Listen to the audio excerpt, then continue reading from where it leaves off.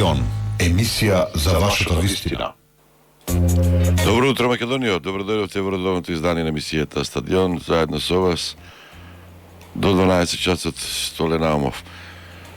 Бомбите на СРСМ, семејна фирма на директорот Томовски, чисти 5,5 милиони евра од буџетот, британски милиарди или мигрантски кампови во Македонија. Што е факта, што шпекулација? Конгрес на ВМРО ДПМН во Кавадарци, Мицкоски влегува во зенитот на Мокита. Можно е да видиме сонце до крајот на денов. Не очекуваат невообичаено високи температури следниве денови и денеска уште од изутрината температурата е над 10 степен.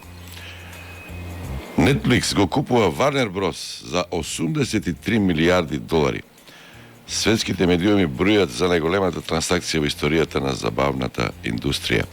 Се скараа Груевски заев за тоа кој е почесен и кој е по-проруски ориентиран. Имаме уште една интересна информација за оние кои што патуваат за Грција или со намера да го искористат тој продолжен викенд, или во понеделник е неработен ден. Големи блокади во Грција поради доснењето на субвенциите за земјоделците. Ве проштав малку низ најновите информации, вести за настани случувања во Македонија и во светот, а денеска наша тема и ваша тема ќе биде Safe City или Selfie City. Јас така сум го напишал. Ова Selfie City повеќе како што оди работата со вештачката интелигенција, со тие автономни автомобили, па електрички автомобили, навистина се ќе биде не Selfie City, туку Self City, самопостужување.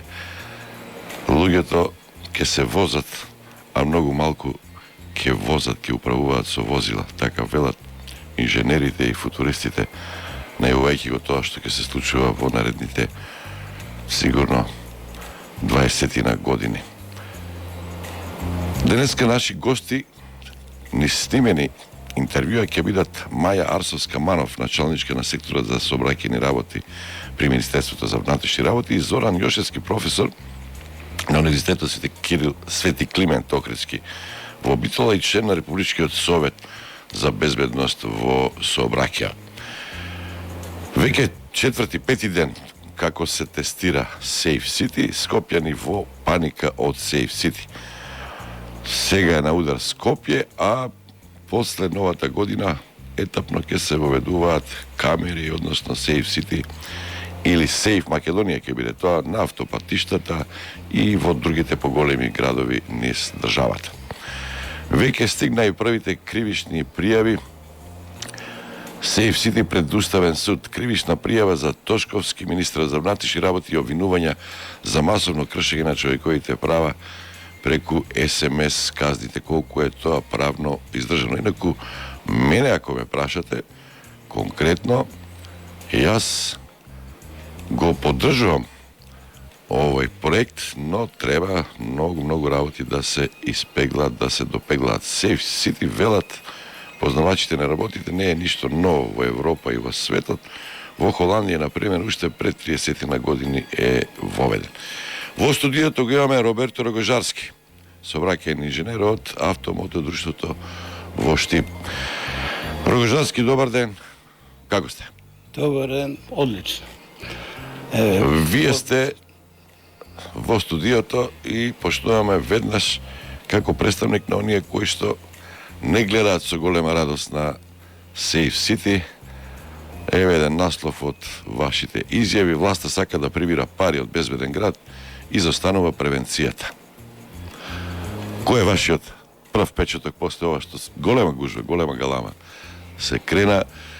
Интересни работи ќе слушнете во интервјуата таму, кои се впечатоците, кои се најинтересни искуства од овие денови, како работи тој систем, што вели за тоа МВР, какви се луѓе има, самите тестираат, самите поминуваат на црвено за да видат дали реагира, каде, кои камери фаќаат. Па некој има по 10 на 15 пати му се повторува казната, па има некои кои што возат и со брзина 231 км. Јас мислам дека за тој не треба да се чека да проработи Safe City, да заврши тестирањето, туку треба веднаш да му се одземе автомобилот. Повели Рогожарски. Па видите вакав, јас прво би сакал да ве поздравам сите вашите слушатели, а пред се гледам и камери, па и гледачите. Да, подкаст, да, одамна. Ние сме меѓу првите. Па и гледачите. Ако не и први. И мојот став и мислење изводен од контекст дека власта сака да прибере пари е само дел од комплексноста на проблемот и оставен само да излезе дека власта прибере пари. Па тоа е најатрактивно за новинарите, да. Да, меѓутоа треба да се свати една сосема друга работа во овој контекст на разговор, бидејќи не знам дали можат луѓето да сватат дека сообраќајот е еден од најкомплексните стопански гранки во светот. Едноставно со него се поврзани секојдневното живење на луѓето и нивната и слобода и користењето на правото да го користат сообраќајот како благодет кој едноставно не води напред. Сега би сакал да споменам еден момент во кој сметам дека овој систем не дека не треба да постои. Според мене треба да биде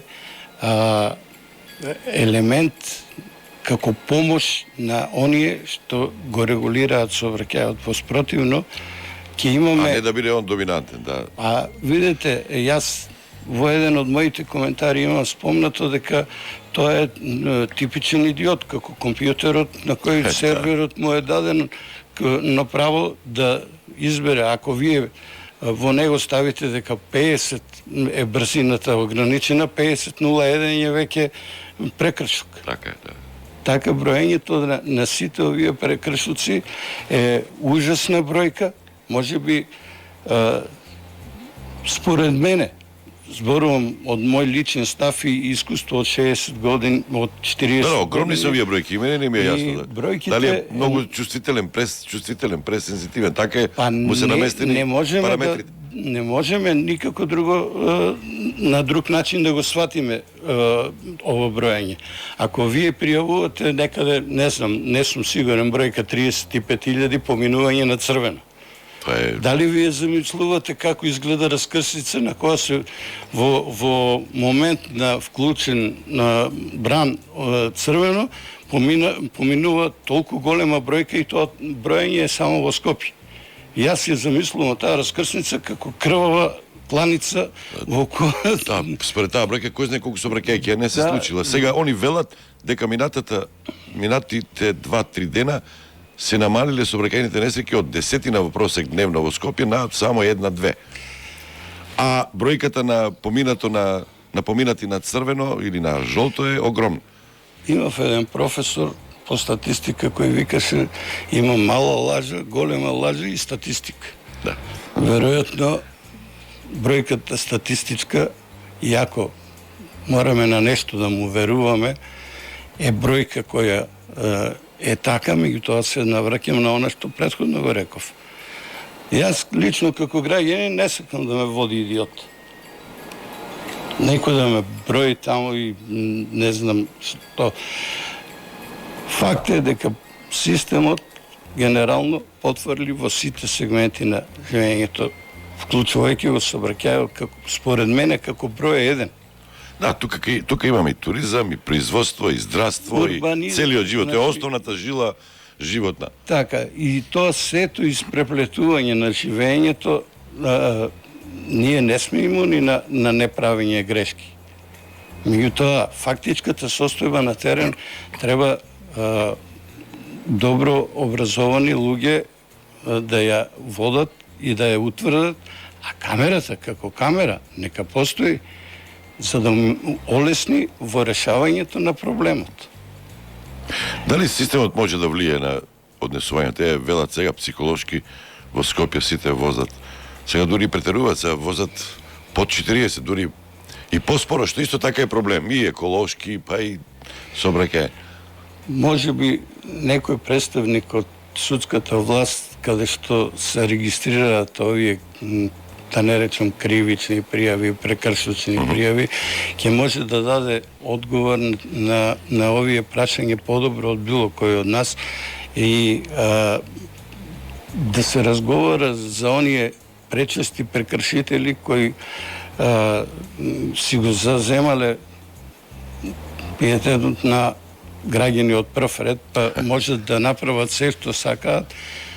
Заради нив ќе треба и обичниот граѓани кој како и сите ние сме подложни на грешки. Нека Христовата приказна нека го фрли каменот кој не сгрешил. Значи, подложни сме на грешки. Меѓутоа, колку ние со таа грешка влијаеме за загрозување на сообраќајот. Се фативме за брзината 50 како елемент. Дали со 30 брзина не можеме да направиме сообраќајна незгода?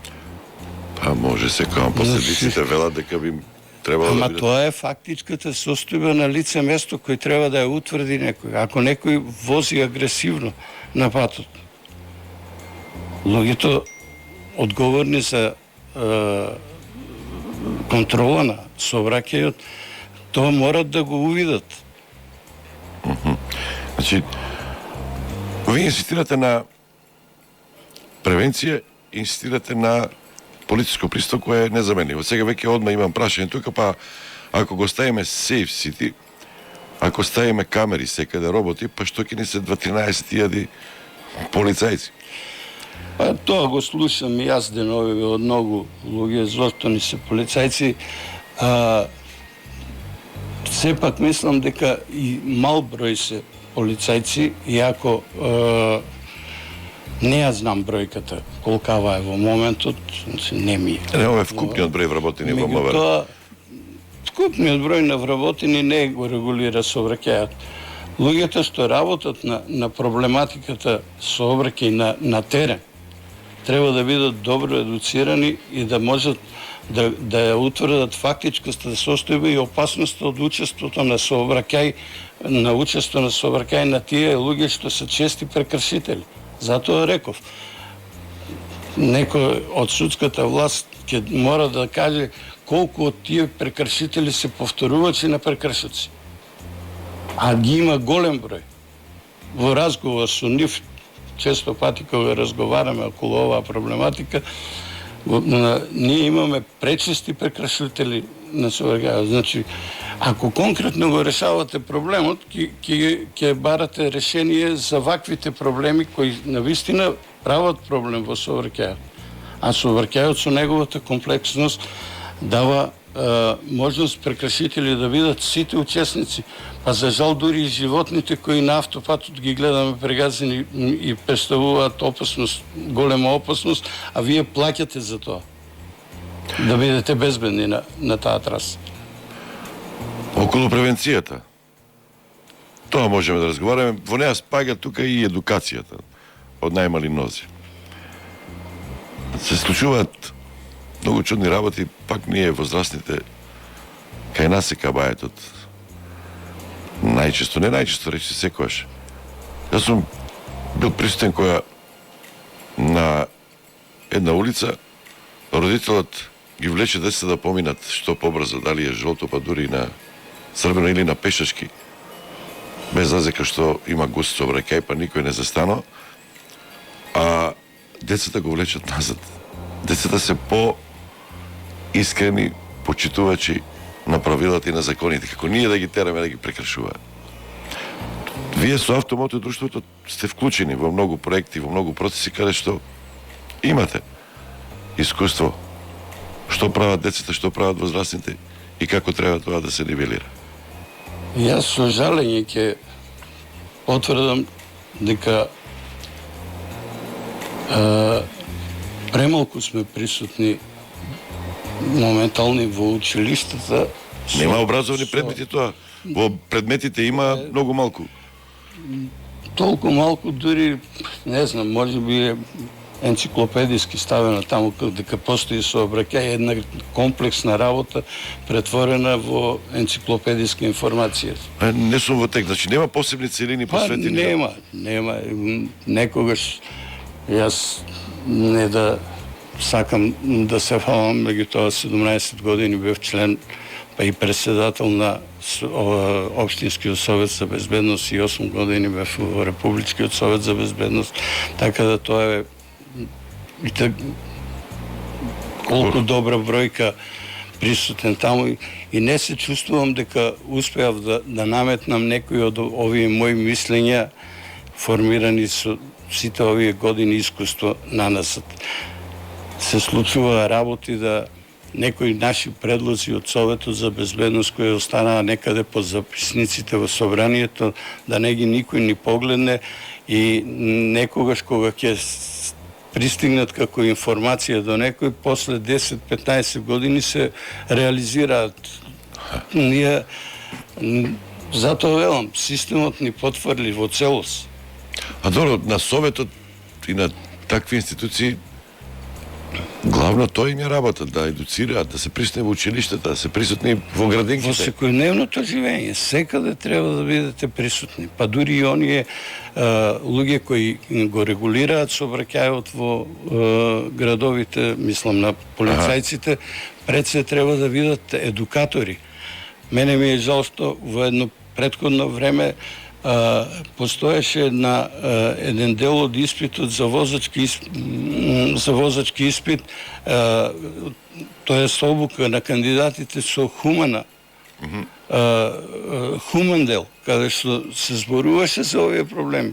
Вие како учесник на сообраќајот морате да ги респектирате сите учесници во сообраќајот.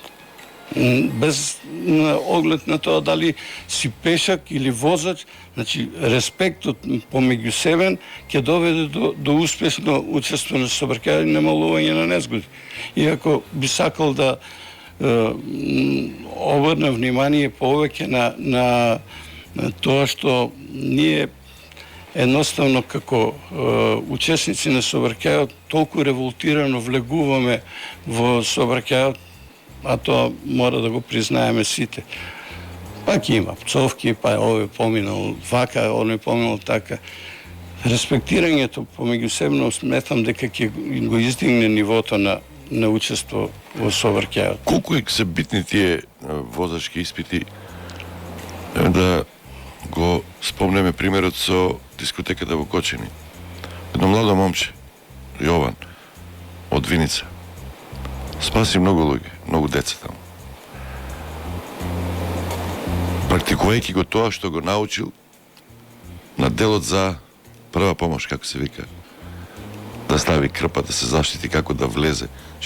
Кога го праша од кај го знаеш тоа, па јас возам мотори, има сообраќајна култура и на тие тестови, или како се викаат, на тие едукативни сеанси кои што ги имале за да управува со мотор, го научили како да постапува во такви ризични вонредни ситуации. И тоа го употребил, спасувајќи многу животи. Од прилика, токму тоа е поентата моја, значи, се поклопува, може би случајно, вашиот пример со мојот разговор, меѓутоа, токму тоа е суштината на живењето и функционирањето на сообраќајот.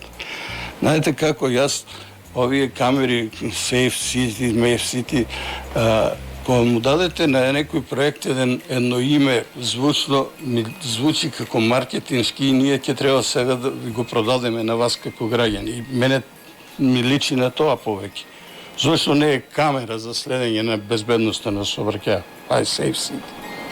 Да, многу е. Па за да биде така... Да ни е поинтересно, нели? Поударно, да биде. Ама ние од многу интересно сите овие години голем дел зборувам од сите оние граѓани кои на некој начин се коректни, честни. Не велам дека сме безгрешни сите. Ќе мора да го поднесат теретот на се она што досега се донесуваше. Се купија, не знам, дрегери се купуваат. Имаше пробни, ама многу скапи беа тестерите за дрога имаше. Се беше скапо, ама успехо наназад, еве, повторно се станува збор за голем број на незгоди. Значи, ние само финансираме опрема не можам да отстапам од идиотски кои даваат толку прецизни резултати и ствараат фама од бројки пред луѓето. Имаме слушател. Добар ден, повелете, ве слушам. Ало, добро утро. 032-3977-07-3977-727. Ве слушам, повелете. Поздрав до тебе, Столи, до гостинот. Јас за некои работи нема да се сложам со него. Мада го поддржувам системот, меѓутоа и ќе го нападнам системот. Него нема да го нападнам системот, ќе кажам некои мои забелешки во однос на спремноста на државата да го имплементира. Ете, гледате, прво што се случи љубомора. Зашто во Скопје го има, зашто го нема во Штип? И тука се нарушува уставноста на граѓаните пред законите. Ама најавија дека ќе го има... Ама тоа, знаеш, тоа ти е аврил. Тоа све ќе биде. Не знам, ако ќе оставиме ние придавката, ќе и готово. Добро, сега, нужноста во Скопје е поголема сега заради густината на на сообраќај. Ама не можете тоа така да го пазите. И бројот на сообраќајни несреќи. Да, меѓутоа не можете тоа така да го гледате. Уставот си е устав.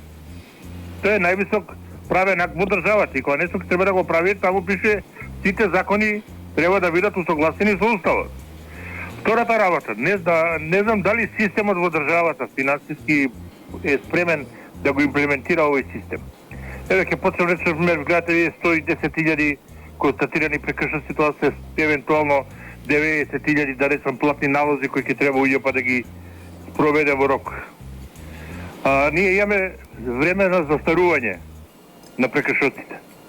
Добро. Што ако тој платен налог во тој временски период не биде на овој, да речем, извршен? Од разни причини. Дали УЈП е спремна да прифати 110.000 платни налози да ги ефектуира за еден ден? Затоа што другиот ден веќе доаѓаат 50.000, третиот ден веќе доаѓаат 70.000. Тоа ќе бидем хрпа на барање. Ама до сега вие дали примевте некоја таква? Сте направили казна? Јас 3 веќе ми се случи за брзо возење и трите. Едната 51 километра, другата 61, третата 63. И тоа на влеси на излез во Скопје, тамо... Не, и низ градот, ја го примитив системот дека работи реонски. Дека има во одредени реони, дека не реагира, во одредени реони реагира. И гледа, вчера беше на, мислам, удар овој дел од Скопје Север, тука Бутел и 8 септември. Бидејќи стигна на сопругата, не на мене. Али јас до таа гледна точка. Втората работа, јас секогаш и понапред кога сум дискутирал, се залагав за поголема контрола присуство на полицијата на терен. Меѓутоа, со овие разни реформи што ние ги правиме во изминатиот период, единиците кои требаше да се бават со овој проблем и не следењето на промените не доведоа до ова да сега едноставно ќе се натегаме дали системот ни треба или не ни треба, па зашто ги нема. Понапред речеме, ако имаше полицајци, ги напаѓавме зашто ги има митажи и се вакви се такви. Па полициска држава, па ова, па она. Па полициска држава зимаат мито, па илјадарка, па разни предмети. Сега кога го внесовме системот, па зашто е системот внесен, па на ова е многу, како да кажам, оптеретување и се комплетно е застанато. Така да народот не можете да му најдете крај да го задоволите. Но ако веќе се тргнало да се имплементира системот, тогаш би требало речеме мене поише за мене како бивши полицаец и кој работел во сообраќајот е поопасно да вие го занемарите член 2 прилагодувањето на брзината на возачите пред препрека, а пазете отколку да системот контролира да речеме ударно нерегистрирани за нерегистрираните имам поземна забелешка. Па јас се изненадив и многу нерегистрирани возила, како возеле до сега? Што работела полицијата? Па еве сака ти објаснам една работа. Сите станици за технички преглед не се поврзани централно со централниот систем за регистрација на возилата во МВР. Па не знам, Рогожовски би требало да го знае тоа дали е така. Чекајте полека. Станицата за технички преглед има полицаец кој работи мануелно. Тој удира печати на сообраќајните дозволи, документите ги става во папка, другиот ден со службена пошта одат во базата на МВР во делението за возачи и возила. Таму се распоредуваат, па да речем се ставаат на купчи, се чека службеникот кој е областен со шифрата да ги внесе промените во системот. Тоа може да трае 10, 15, 20, по крајен случај може да трае 30 дена. Вие службено, по мене, јавно што го знам додека сум работел, се случуваше да вас системот да води нерегистриран 30 дена, а вие ако сте регистрирали кој во вчера.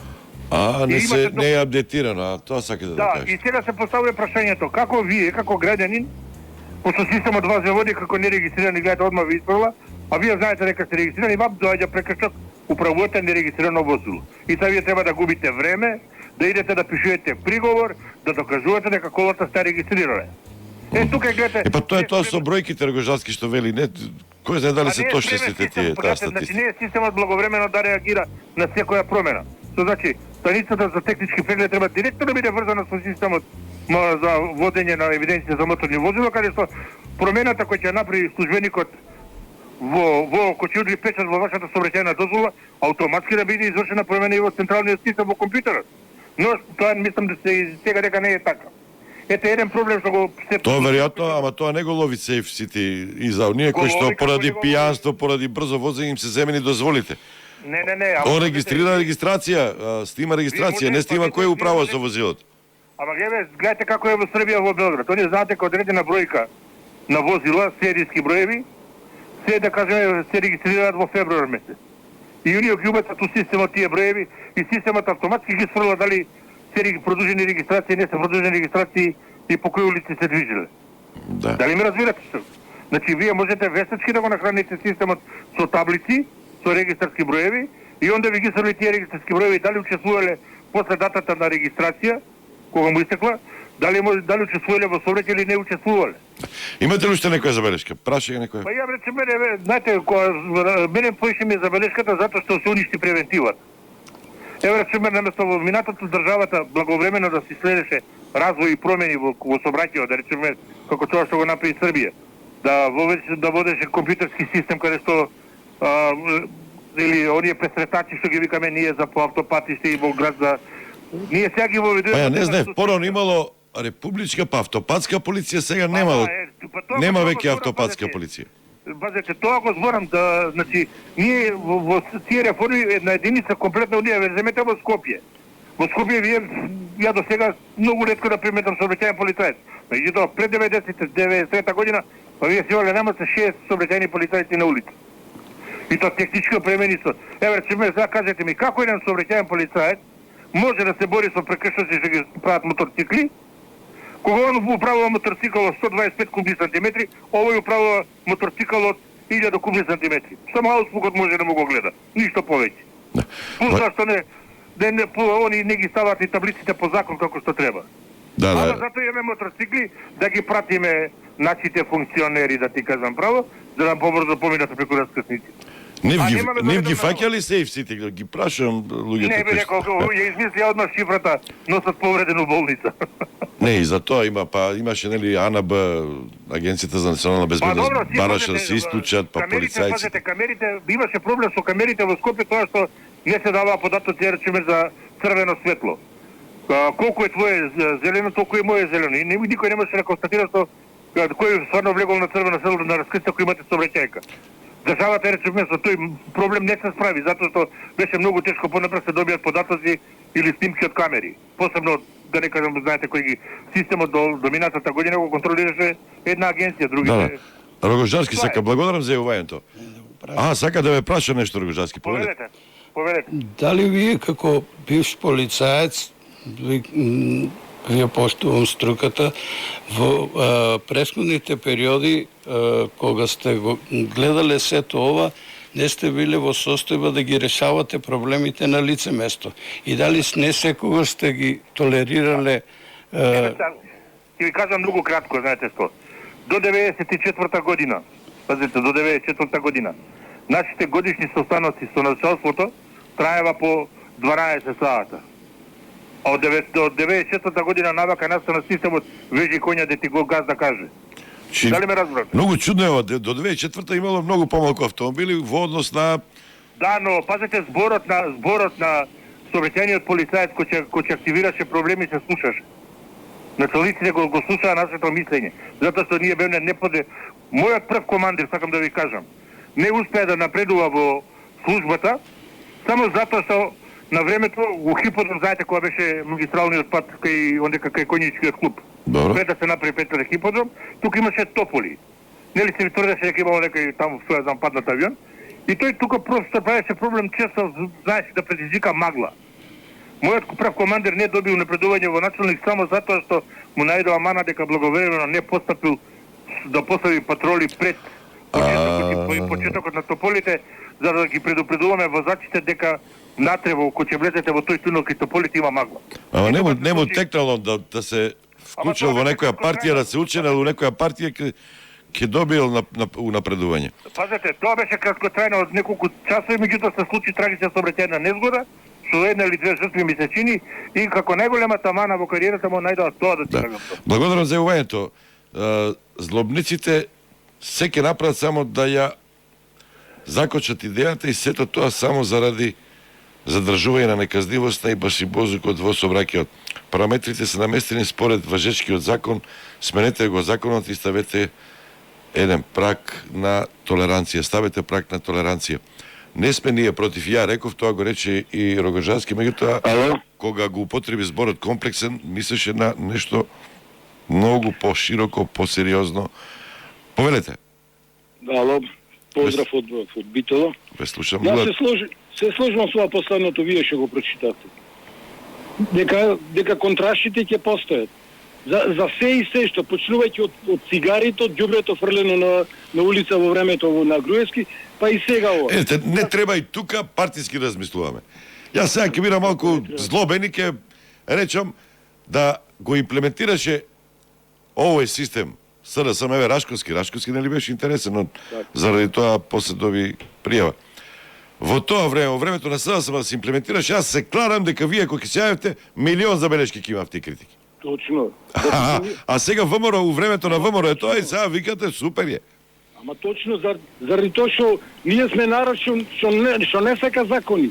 Што не сака законот да помни преку грбо него. И јас уште кога го почне она другар и мој вака низ раке и мезе му кажав дека ова ќе го кошта власт Мицкоски и ВМРО ДПМН. Зошто? Затоа што не сакат. Ама поинтересно му е да врви на пешачки како на руски рулет, и ако не де Боже се случи нешто, Тошковски да си дај оставка. И тука завршва за целиот муавет.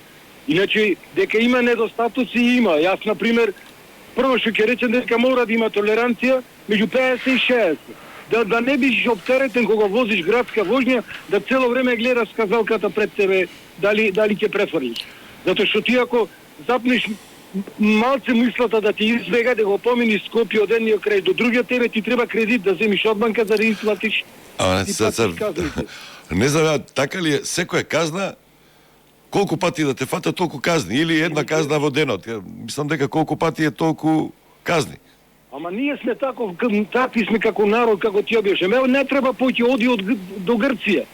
Абе од самото од Ники, од самиот влез на Грција, сите се врзат со појасите преку врато, децата назад ќе ги изврзат, очите ги прават двете 16 да не влезе во некоја едносмерна, па не дај Боже да пречакори со брзината или да паркира ке што не треба. Како таму не прашуваме дали е баждарен инструментот, дали е точно или не точно. Да, во Грција веќе воведуваат, или вовеле веќе, кај прочитав, нема од пијанство одма у затвор над не знам колку 1 промил, не те ни прашуваат. И кај нас имало такви, ама не знам дали ги спроведуваат тие. Повелете. Ние ево го другарчето од Радишани, бившиот полицаец, бившиот сообраќајен полицаец. Јас како професионален возач 40 години, јас знам колку си има ти живува на тие сообраќајци со нас возачите. Па лажеа бе како тој Радора да биде приватен собственик. Па куќи станови направи од лажење. Ево најодговорно ти кажувам. И ни покажува на Радора, толку возеш, абе не возев толку, затоа што 20 души... А чекате сега радарите ќе се укинат, нема потреба, или? Не бе, зошто нека има, ама сега инаку сега вадат лента, вадат слика. Порано од некој бивши што ќе беше побрзо возено, тие покажува сликата, ево толку си возел и крај. Лажеа, станој куќи направи со тие лаги, нека не ми кажува овој од Радишани сега. Добро, вие сте да се воведи во другите градови и полека да се воведи и ако има, ама никој не поможа да се ублажи, мисля не да се ублажи, да се модернизира овој закон, да се најдат слабостите. Исто беше и со мој термин со здравството. Сите го најќиме тој. Абе мој термин добра работа, не. меѓутоа немаш ти мој термин ако не дојде доктор во 8 на работа. И отпор. Да, Значи мора во друга партија нека понуди дека ќе биде 70. Ова Safe City е заеднички проект. Тоа е можеби 9-10 години, колку време се споменува. Граѓанска работа е. Да. Ама види, не може ако самиот граѓани не ја сваќа поентата на дека е за него. Да, споро е. Имаш улици брзи низ Скопје кај што 50 километри е ништо. Возат без коли, малце настапниш на гаста и веќе си 70-80. И сега возиш по стрес. Мора да се направи некоја толеранција, мора да има некој дел во градот кај што ќе биде 60-70, кај што ќе ги обезбедиш пешачите со надвозници, да речем, да и префрлат тие опасни места. Значи, да седнат стручњаци да го анализират. Не најмаш, не бе, ова не чини. Ова е готово и од ова не би изва ништо. Добро, 032-3977-07-3977-727 Лока 104. Имаме ли уште еден слушател пред рекламите? Аз се исклучил. Рогожарски, ќе оставите уште 15 минути да го слушаме првиот дел од интервјуто со Маја Арсовска-Манова и со професорот Зоран Јошевски, веднаш после рекламите. А слушателите нека слушаат и нека се јавуваат подосна. Ги кажав телефоните 032-3977-07-3977-727 Локал 104 со нивните искуства, со нивните забелешки. Еве, нека биде првото прашање. Колку пати им стигна опомени овие 4-5 дена доколку возеле во реоните каде што има камери, каде што има Safe City? Дами и господа, Стадион. Гледате радио на YouTube. Стадион. Емисија за вашата вистина. Добар ден, како сте, добри ли сте?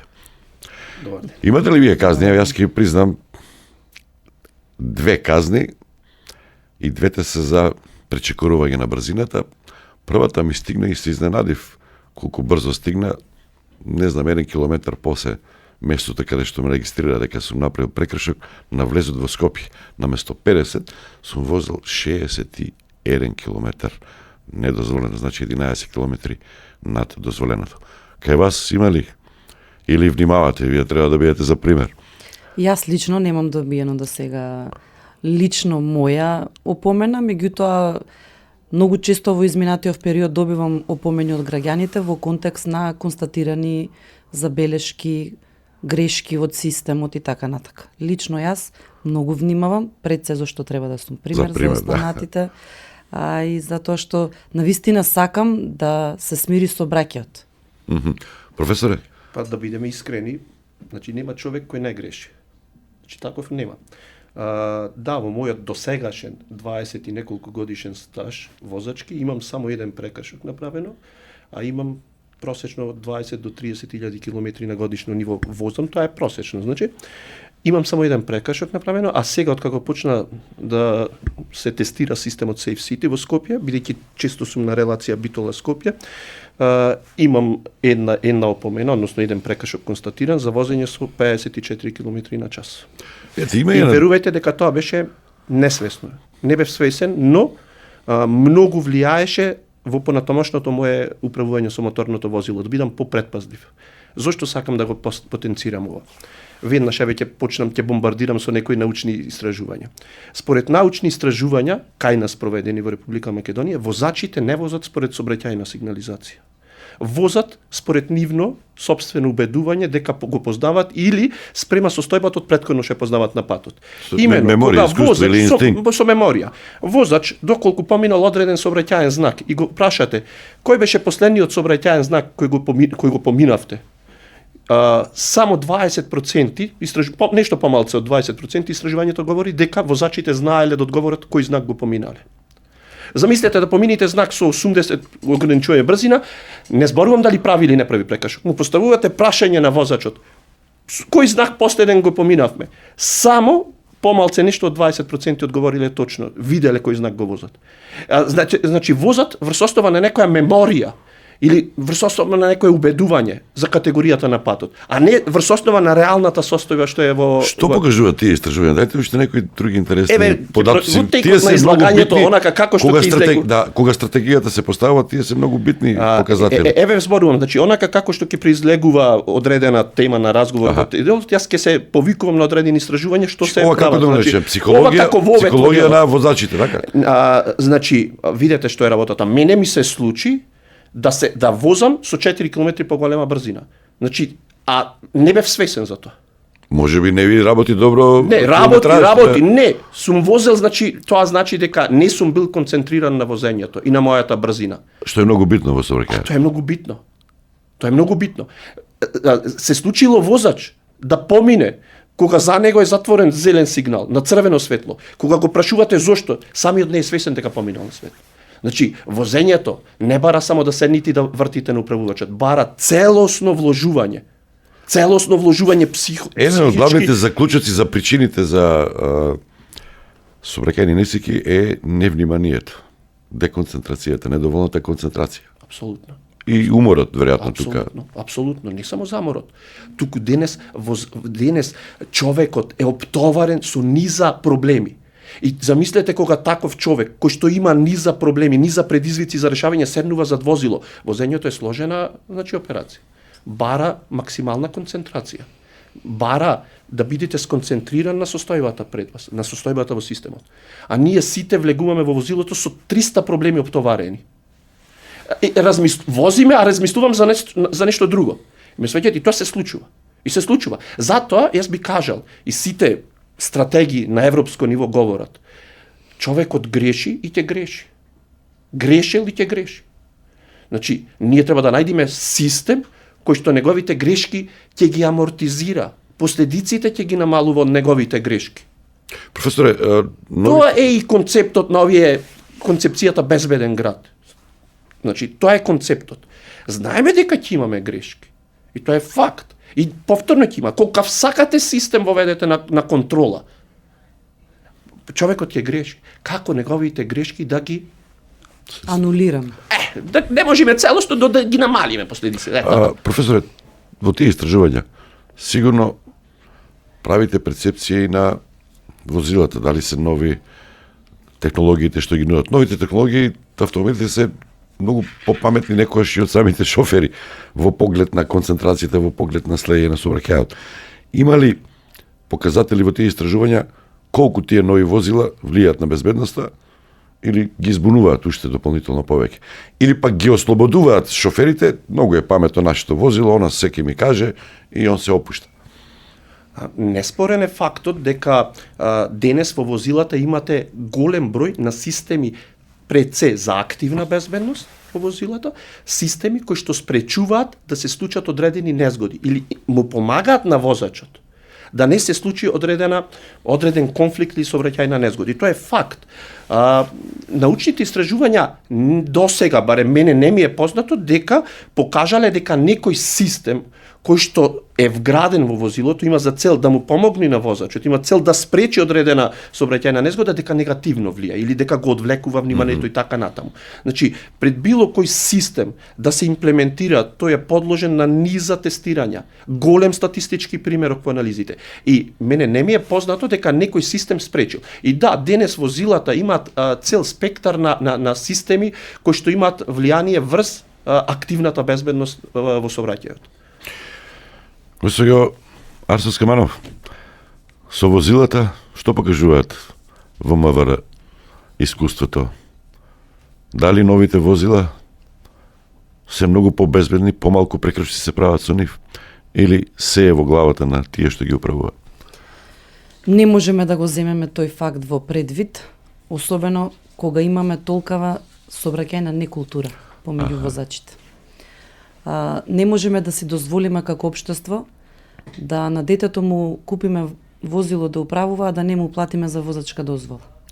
Кога ќе се надминат тие проблеми, тогаш може да се направи некоја анализа и да речеме тие возила се такви во сообраќајот, тие возила се секако дека постарите возила се по критична категорија на учесници во сообраќајот. Меѓутоа, додека не се подигне нивото на сообраќајна култура, додека не започне народот масовно да ги почитува сообраќајните правила и прописи, не можеме да изведеме заклучок официјален. Имаме тука еден интересен момент. Ја бев на едно предавање. Децата се многу поревностни почитувачи на сообраќајните правила од родителите. Се случува на улица. Треба да се запали жолто, мајката со две дечиња брза. Дечињата ја влечат назад затоа што ги учеле учителката во забавиште, во градинка, во првите тие училишни денови, дека тоа е голем прекршок. Така. Затоа интензивно треба да се работи уште од најраната возраст за кои се сообраќајните правила и прописи. Многу е тешко вие на 70 годишна возраст, на 70 годишен човек да му допрва да го учите што е правилно, што не е правилно во сообраќајот, каде треба, тој се натоварил со кеси, треба да помине преку булеварот, да го научите вие дека треба да кружи тој за да помине на пешачки премин. Друго се децата. Тие се како сунгер. Тоа што ќе им кажете, тоа го впиваат, тоа го практикуваат. Затоа со нив треба да се работи уште од најраната возраст. Да не речам уште, уште од предшколска возраст. И мислам дека одлични кампањи има во моментов преку Републичкиот совет за безбедност на сообраќајот на патиштата. Многу се активни, интензивни кампањи имаме, интензивни работилници каде што и Министерството за внатрешни работи преку одсеците за превенција во секторите за внатрешни работи секој дневно работат со најмалите.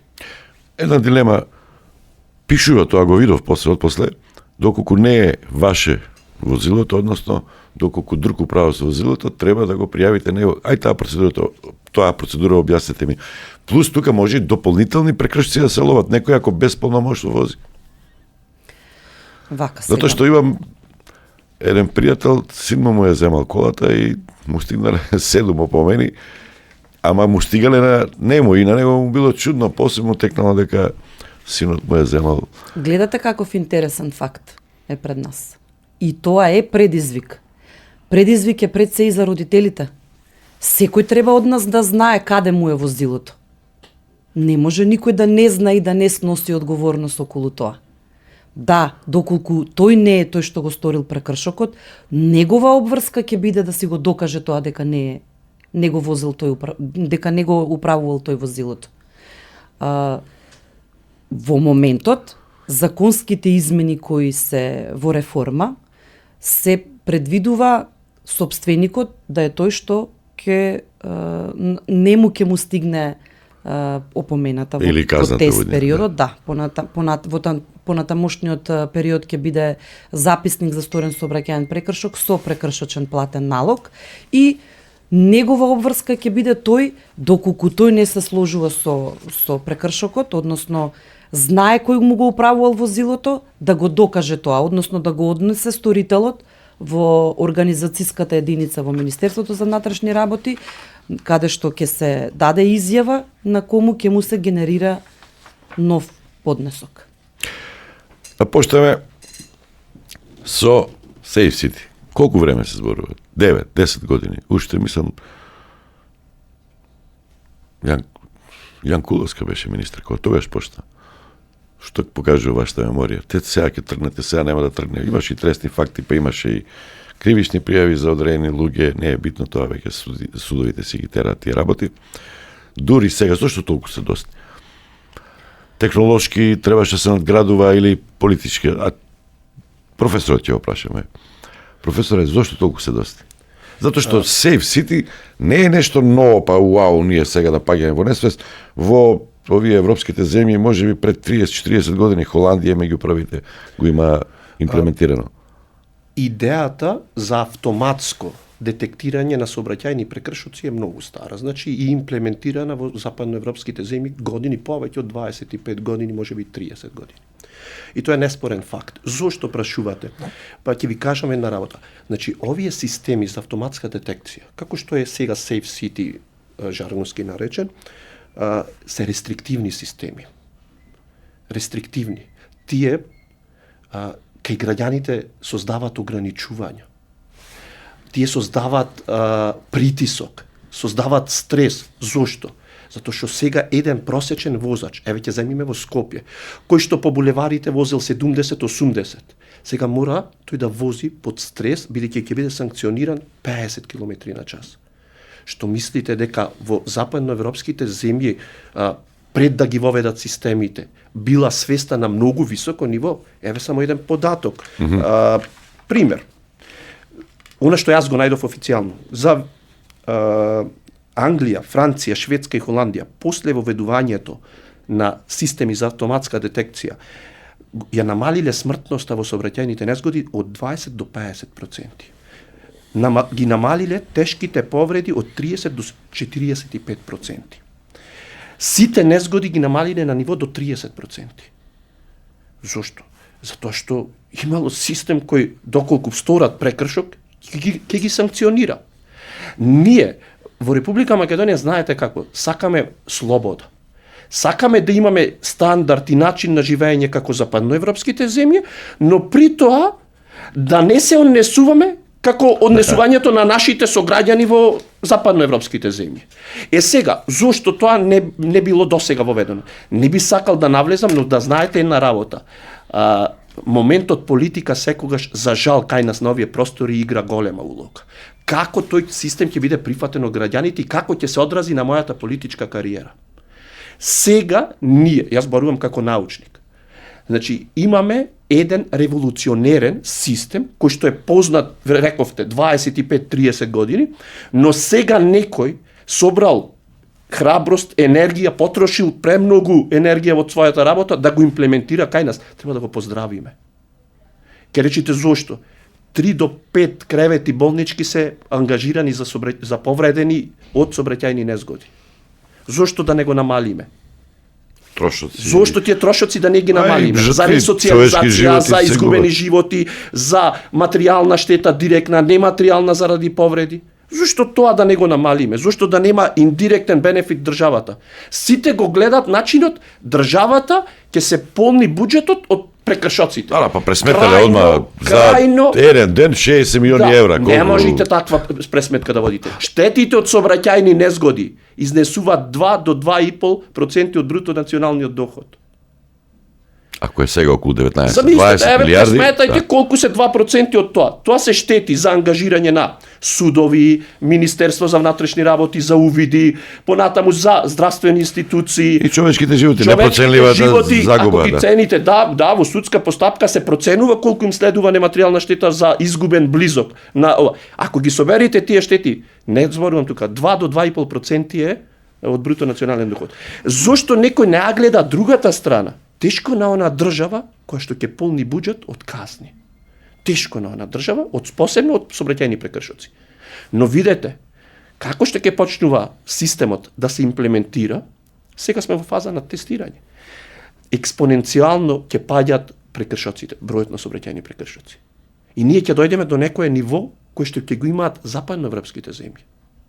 Ние тука треба да се стремиме. Мене е интересен момент. Не е генетика ова, демек, ние сме преодредени такви да бидеме под небјето. Нашите кои ќе одат у странство како почитуваат? Апсолутно така.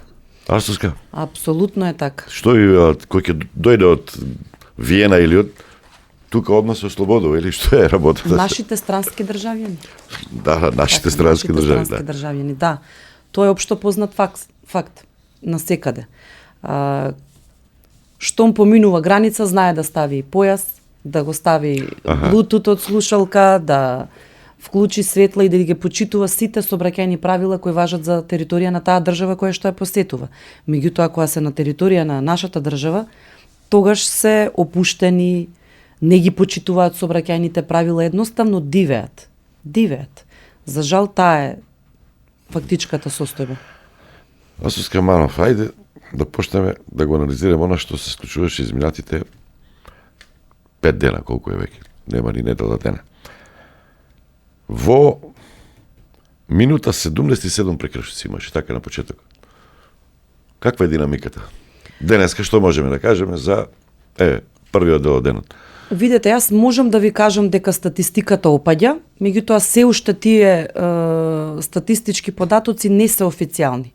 Од причина што секојдневно, како добиваме ние од граѓаните информации за некој технички проблем, било кој да е за неточен податок за црвено светло, за уредот или било што, така се испраќаат веднаш екипи на терен за отклонување на тој технички проблем. Исто така може да забележите дека во изминативе 2-3 дена има и сообраќајна полиција која физички го регулира сообраќајот во периодот на шпиц, односно во утринските часови и попладневните часови, се со намера да помогне на граѓаните да видат дека не сме тука за казнување. Ние сакаме да го смириме сообраќајот, сакаме да има поголема проточност во сообраќајот и тоа што граѓаните не се научени да појдат минута пред време за да стигнат таму каде што треба, односно нашиот менталитет е да тргнам во 5 до 8 за да стигнам во 8 на точката каде што сакам и каде што треба да бидам, додека се постигне тој ефект, Министерството за внатрешни работи секојдневно предзема чекори во интерес на граѓаните. И затоа тој податок не е релевантен во моментот, заради тоа, меѓутоа, генерално, ако како бројки ги земам, имаме намалување. Намалување имаме. Да можам да се земам за право да речем и преполовување. Браво. Така е, да. Луѓето веќе има интересен факт, повторно ќе кажам, не е се уште за официјална статистика, меѓутоа еве во изминатиот ден, во 24 часа на подрачје на градот Скопје имаме само 2 сообраќајни незгоди. Само 2? Само 2. Споредено со порано? Па дневно имало по? Сигурно 10. Сигурно 10? Сигурно 10. Може би повеќе. Така е. Зависи.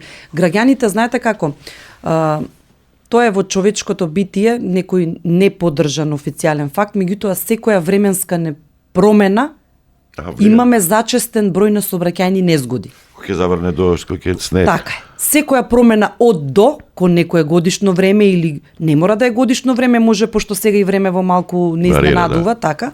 Меѓутоа секоја промена во временските услови влие на сообраќајот и влие во случувањето на сообраќајните незгоди.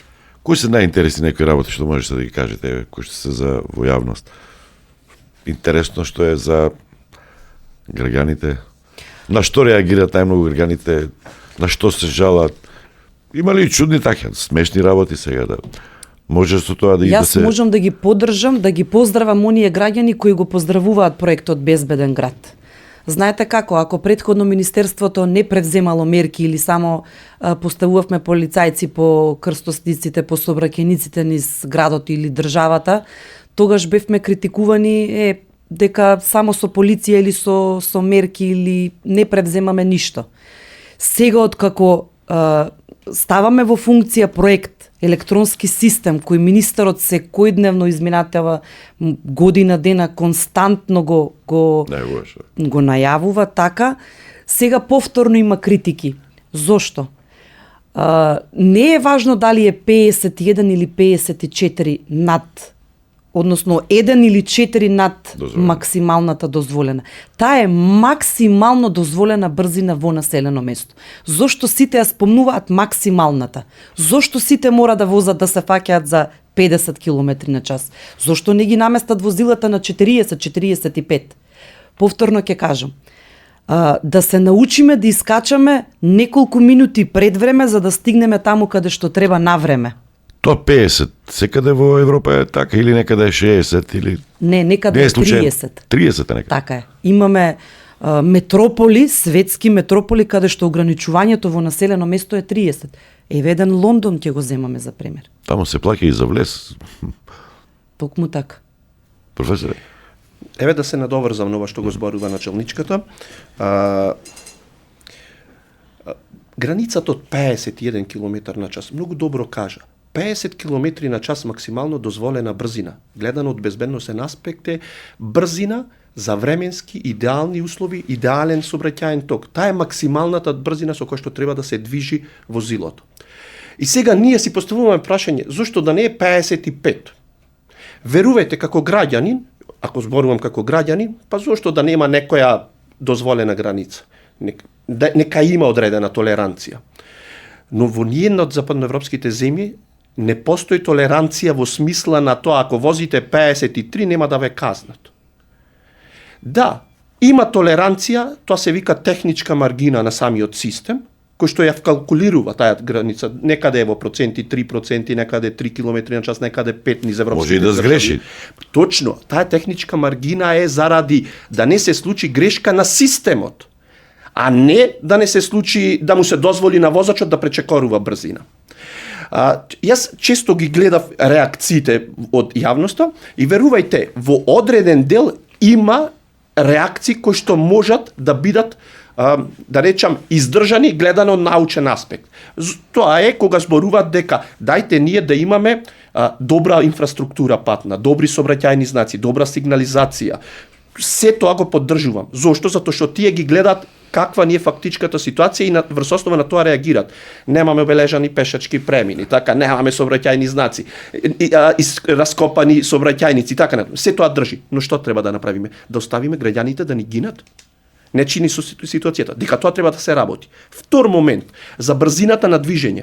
2015 година, баш имав исто така и како член во Републичкиот совет, учествував кога се носеа законските измени и како имавме реакции тогаш, како брзината од 60 км на час во населено место да ја спуштиме на 50 км на час. Знам дека, јас, моите аргументи беа следниве. Со 60 км на час лице, пешак, радлива категорија учесник, велосипедист да биде удрен, шансата да преживее е 90%. Наспрема 30 км на час, кога шансата да се преживее е 95%. Зошто западноевропските држави во градовите, еден од аспектите, зошто промовираат зона 30 или зони на смирен сообраќај? Прво е од безбедносен аспект. А со 45 км на час е некаде 60% шанса да се преживее. Затоа настојувавме барем пола од лицата пешаци удрени во сообраќајни незгоди да успеат да преживеат. Затоа гледавме аргумент еден беше брзината да се спушти од 60 на 50 км на час. Бидејќи веројатноста за преживување е во директна функција од брзината. Вториот момент кој што го кажуваат граѓаните по брзите булевари, имаме неколку, значи Александар Македонски, партизански одреди, Линденска и така натаму, да се возело 60 км на час. Или поголема брзина. Да, ама тогаш вие мора да го преуредите напречниот профил на тие булевари. Што тоа значи? Мора да направите дистинкција, односно пешачкиот сообраќај и останатите ранливи категории да бидат во ниво или преку некако да ги насочите. Да бидат одвоени или подземни или надземни. Ако сообраќајницата ја користат како сега што е фактичката ситуација, ни подразно да се случи намалување на брзината на тие булевари. И втор момент кој е? Денес сите метрополи на кои што ние се повикуваме, сите градови кои што важат за зелени градови, чисти, еколошки, го тргнуваат сообраќајот од централното градско подрачје.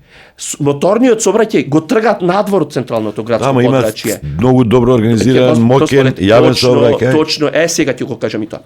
Точно е тоа. Значи, тие гледат на алтернативните видови на превоз. Дали е тоа велосипедизмот, пешачењето и пред се јавниот превоз. Онаму каде што има услови метро, автобуски. Зошто е тоа така? Сите европски престолнини, каде што не само имаме ваков систем поставено за автоматска детекција, туку каде што безбедноста е успеале да ја подигнат, се имаат масовно користење на јавниот превоз. Значи, се согласувам со граѓаните кога барат алтернатива. Ние треба да направиме и да сватиме дека моторниот сообраќај не смее да биде единствената алтернатива. Пополнетоста, рековте истражување, пополнетоста на возилата на патничките автомобили кај нас е алтернатива број 1, а пополнетоста изнесува 1,2. Значи да не речеме едно возило, еден возач. А во помалите градови освен Скопје, максималното патување или дневно просечно патување ќе се повикаме 500-600 метри. Што значи јас од мојот дом, кога одам на факултет, на работа, за 500 метри возило палите. 300 метри, толку ми е работното место, значи толку ми е оддалечено, јас го палам автомобилот и одам на работа. И еден сум во возилото. Замислете, еден автобус заменува, тоа го кажуваат истражувањето, од 30 до 50 автомобили. 30 до 50 автомобили еден автобус ќе ви ги повлече од сообраќајниците. Тоа има влијание не само на безбедноста, тоа факт е дека врз основа на бидејќи ризикот од сообраќајни незгоди ќе се намали со интензитетот на сообраќај. Но овозможува чисти еколошки градови, зелени градови. Тие два концепти не одат заедно. Вие не можете од една страна, видете што прават, еве ќе кажам сите локални власти. Баш на една од претходните конференции сега во вторникот имавме во Александар Палас, тој им го кажува, имавме некои предавања за градоначалниците. Не можете да промовирате зелени градови, чисти градови, безбедни градови, а при тоа сите политики или приоритетни политики ви се да им одоброволите или се да им удоволите на возачите на моторни возила, да направите брзи сообраќајници, да направите катни гаражи во центар. Тука да употребен термин кој што е модерен сега, е тренд, тенденција во светот и Њујорк тоа го прави.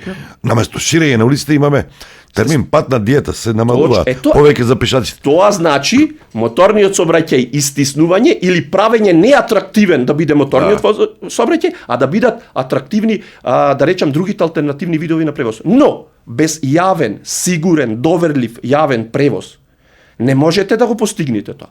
Не може, мора граѓани да има алтернатива. Втора работа, многу градови не работат на примарна велоинфраструктура. Неколку градови во Македонија. Значи, немаме изградена примарна, секундарна, терцијална велоинфраструктура. Ние се зборуваме како да направиме за возачите на моторни возила, а од друга страна, а од друга страна. И втор момент, знаете, пред малку зборував за безбедноста. Па еве може и началничка да потврди. Можеби 25% од смртните случаи во Република Македонија се ранливи учесници. Пешаци, велосипедисти. Тоа го зборуваат, не сум сигурен, но тоа го зборуваат истражувањата статистички. Значи, четвртина од загинатите лица во сообраќајот нас ни се ранливи учесници. Па треба нешто да направиме. Па треба да. И сега овој систем оди во таа насока. Дајте ред да воведува. Одредено, знаете како, ние сме во една хаотична ситуација. Во првиот ден 110.000 прекршоци, ви значи дека вие имате хаос во сообраќајниот систем. А од друга страна, сакаме да зборуваме за заштита на пешаците, за велосипедистите. Значи мора некаква да се тргни со некаква рестриктивна политика во тој дел. Стадион.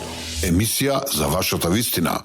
Гостувавме првиот дел од интервјуто со Маја Арсовска Манова од Министерството за внатрешни работи и професорот Зоран Јошевски. Програждански, генерално, тие се моментите кои што ги знаете сите, што сте од струката. Некој ја следил емисијата, ќе свати дека суштински не се разликуваме многу во размислувањата. Јас, доколку ме следи професорот, е и мој, сметам, личен пријател, бевме и заедно во Советот за безбедност, така да го почитувам како голем работник и поборник за безбеден сообраќај. Господјата Маја лично не ја познавам, меѓутоа суштински се сложуваме дека тоа е тоа. Колку ве слушаат вас од фелата, од струката, сообраќајни инженери?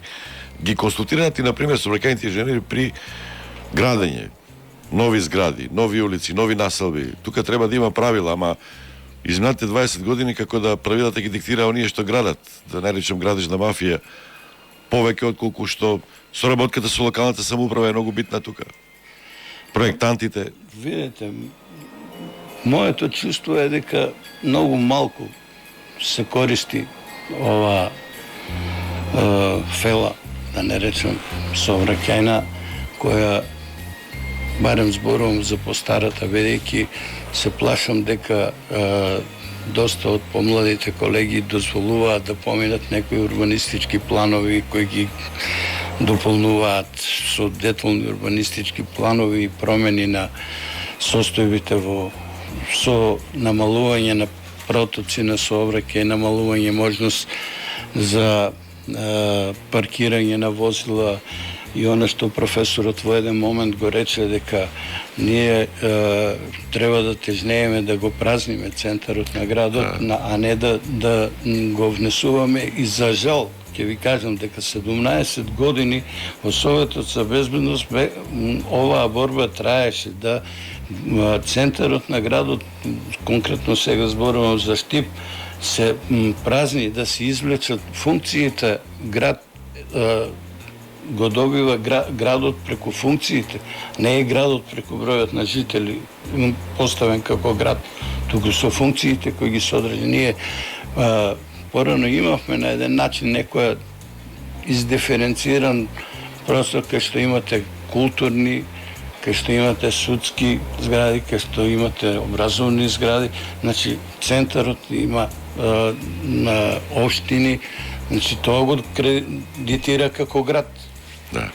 И ако ние го ослободувавме центарот на градот кон надворешноста, затоа што ние имаме голем број на жители, не голем број, него поголем дел жителите живеат таму, да се концентрират со нови содржини, со тргови, со училишта, со градинки, со... А вака се е сконцентрирано во градот и се прави хаос. Колку и да ги ширите улиците, џабе. Концентрацијата на концентарот ви прави голем хаос.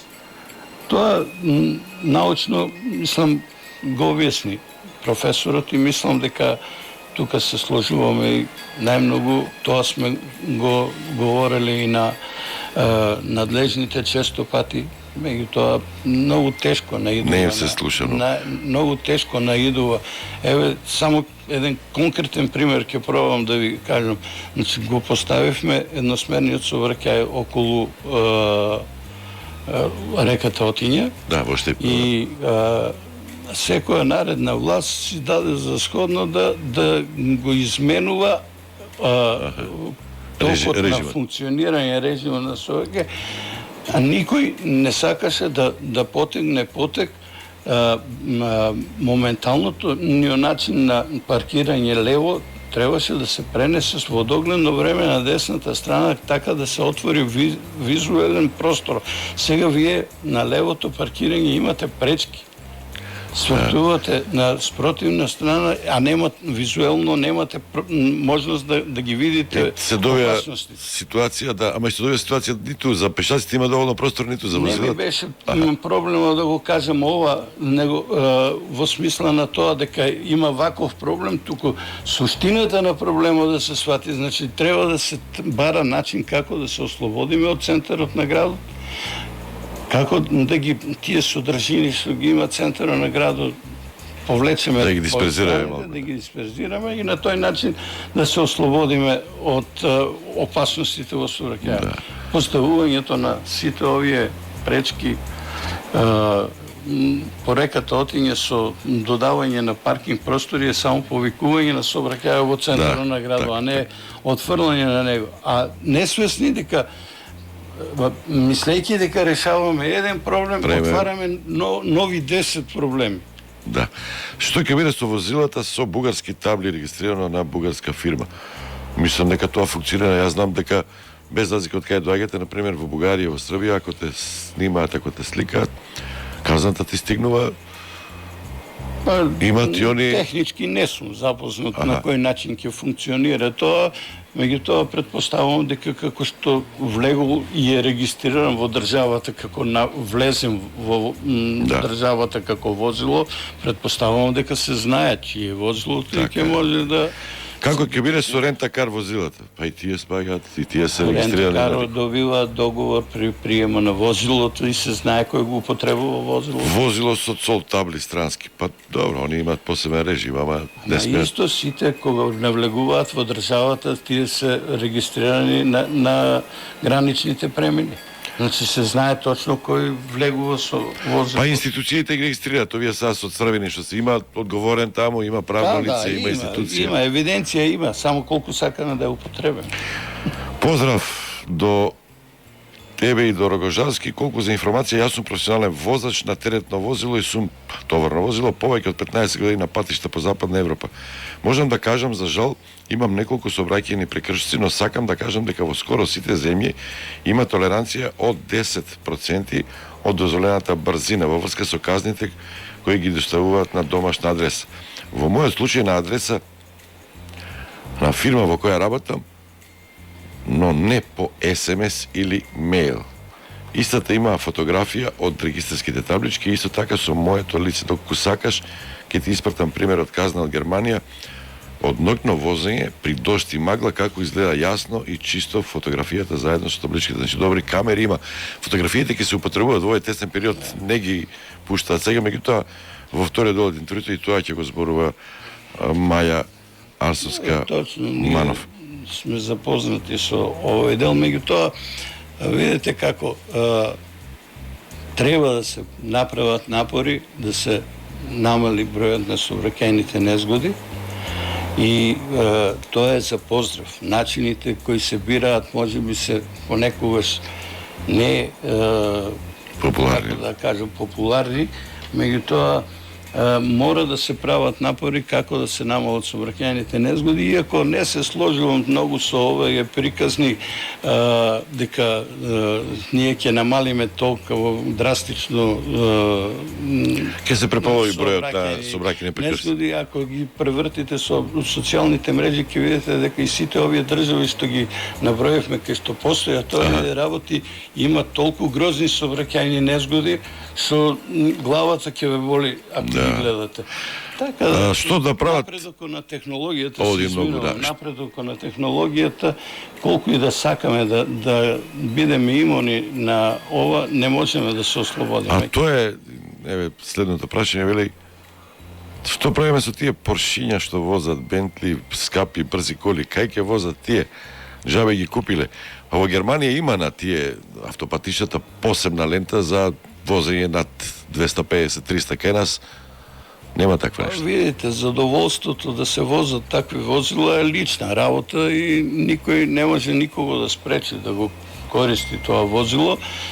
Употребата на тие возила секако ќе биде и на автопатишта, и меѓутоа да сватиме една работа, ако тие се толку софистицирано направени, тие имат можности со голема безбедност да учествуваат во сообраќај. Меѓутоа ова е друг проблем. Друга приказка. Вели еден гледа слушател, најголем проблем во Скопје е не камерите, не роботите, не вештачка интелигенција, туку ниту семафорите, туку полицајците, кога тие, како пишува рачно, ќе го регулираат сообраќајот на одредени раскрсци, тоа се прават најголеми гужви. Па не знам дали е така. Еден од моите професори по безбедност рекаше вака, секоја промена која ќе се донесе, луѓето многу тешко ја воспримаат. И не само во сообраќајот, него во целосното живење. Вие дајте не сакаат луѓето промени. Дајте промена некоја нова и секогаш тешко паѓа. Јас се плашам од еден друг момент што ни се случува со години назад. Применуваме технологии и нешто осовременуваме и по известно време тоа не функционира. Застанува некаде, никој не сака да се грижи за тоа и наспроти позитивниот дел добиваме негативни состојби каде што ќе настанат сообраќајни незгоди заради нефункционирањето на... Да. Добар ден, повелете, ве слушам. Имаме некои слушатели. Ајде, здраво, живо, Соле. Ајде, здраво. 032-397-707, Лока 104.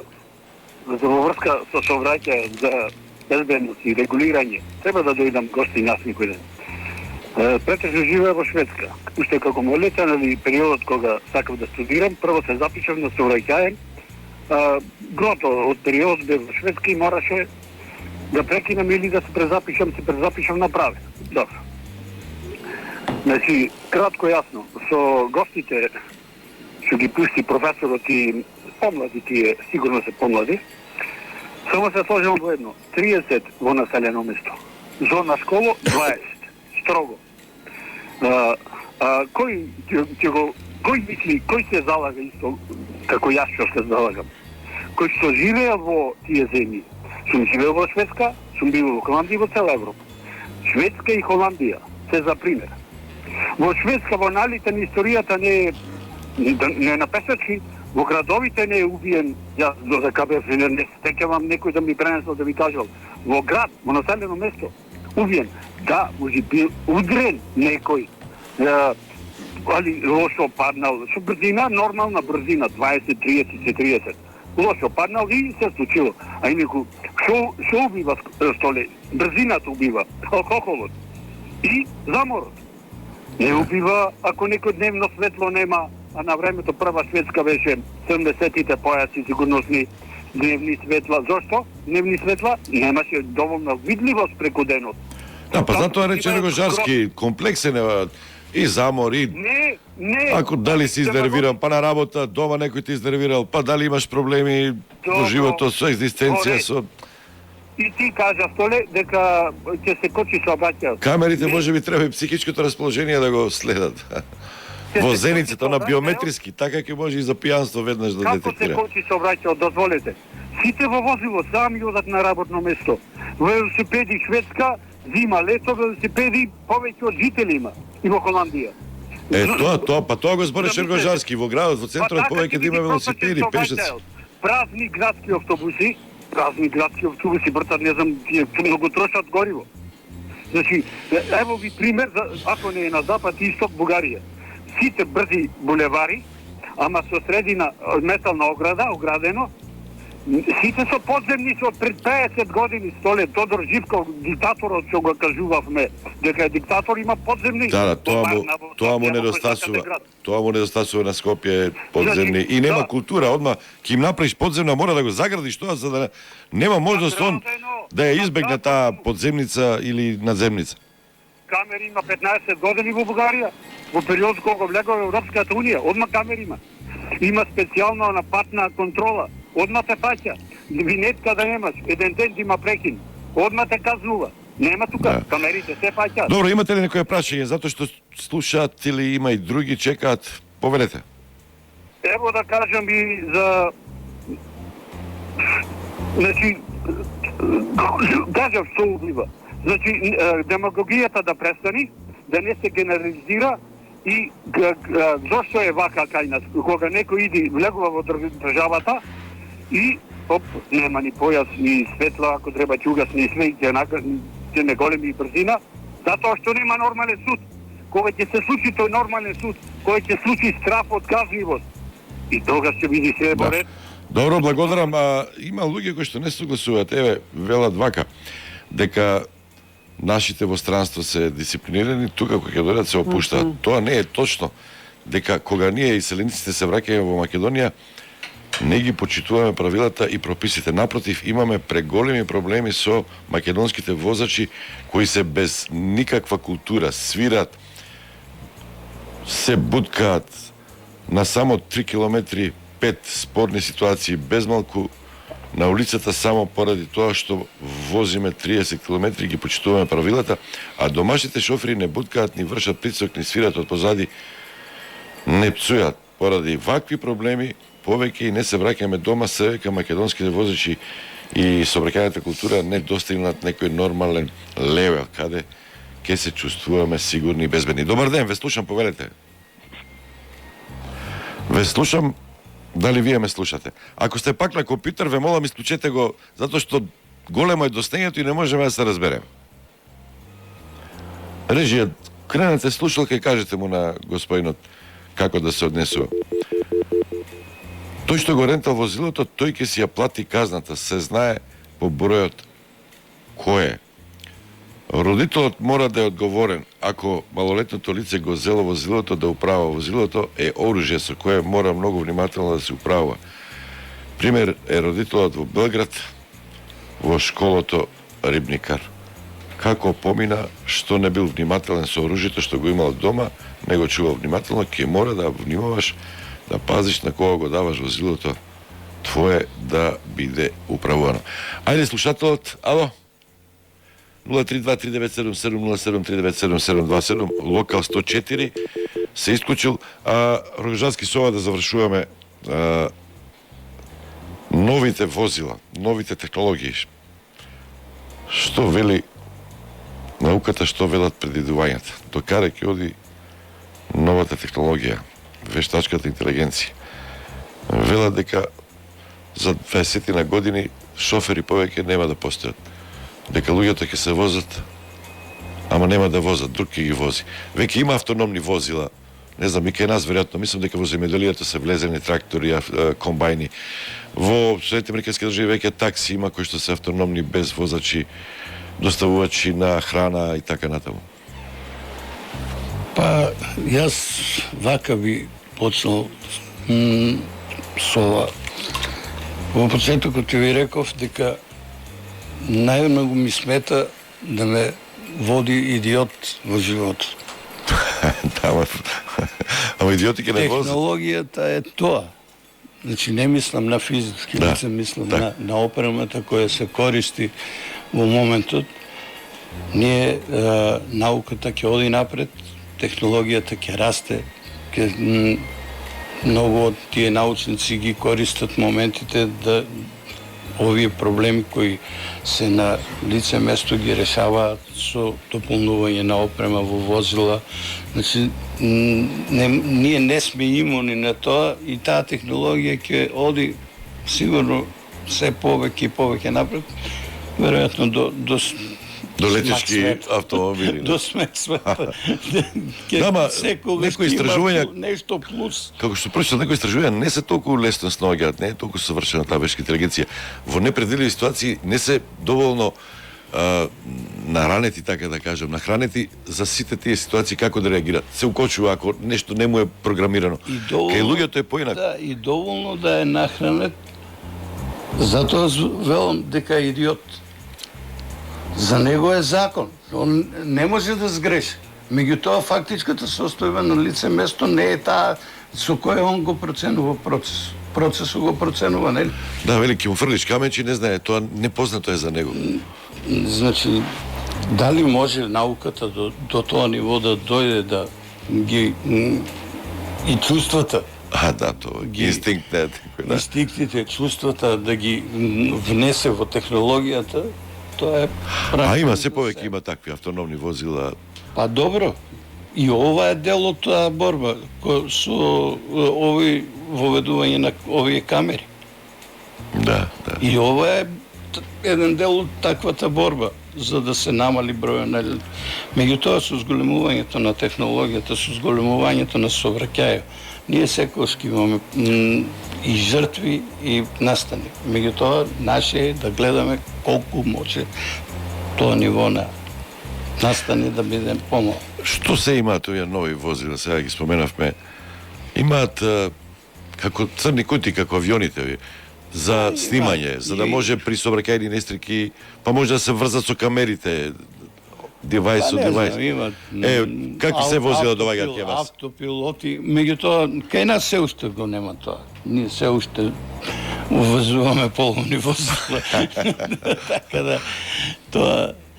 Меѓутоа, секој што си го одржува возилото, мислам дека може безбедно да учествува со сообраќајот. Сепак, иако премногу критики има преку полицајците, сепак се тоа луѓе не безгрешни, меѓутоа ќе треба да се, според мене, стават на поголеми едукации, чести едукации, да се работи и со нив, за да може таа комуникација помеѓу возачите и како работници од другата страна на шалтерот, рекол, да застанат воедно. Значи, целта на сите да биде дека ние треба безбедно да тргнеме и да стигнеме и да не нанесеме штета на некој друг. Во суштина и сообраќајот, кога ве казнуваат и кога ве осудуваат, и за жртва, ако ве осудат, е како порака на другите учесници во сообраќајот, а не дека тоа што го направивте ќе може да се врати назад. Така. И со ова да завршиме, спомена и Маја Арсовска-Манов, големи реформи се прават во законодавството. Дали сте вклучени? Не, овој пат не сум бил во претходни состави, овој пат не сум. Може би и годините си го прават своето, има помлади. Се надевам, секогаш кога сум бил прашан за искуство, се трудам да го пренесам, колку ќе биде прифатено. Тоа е од оние што го работат.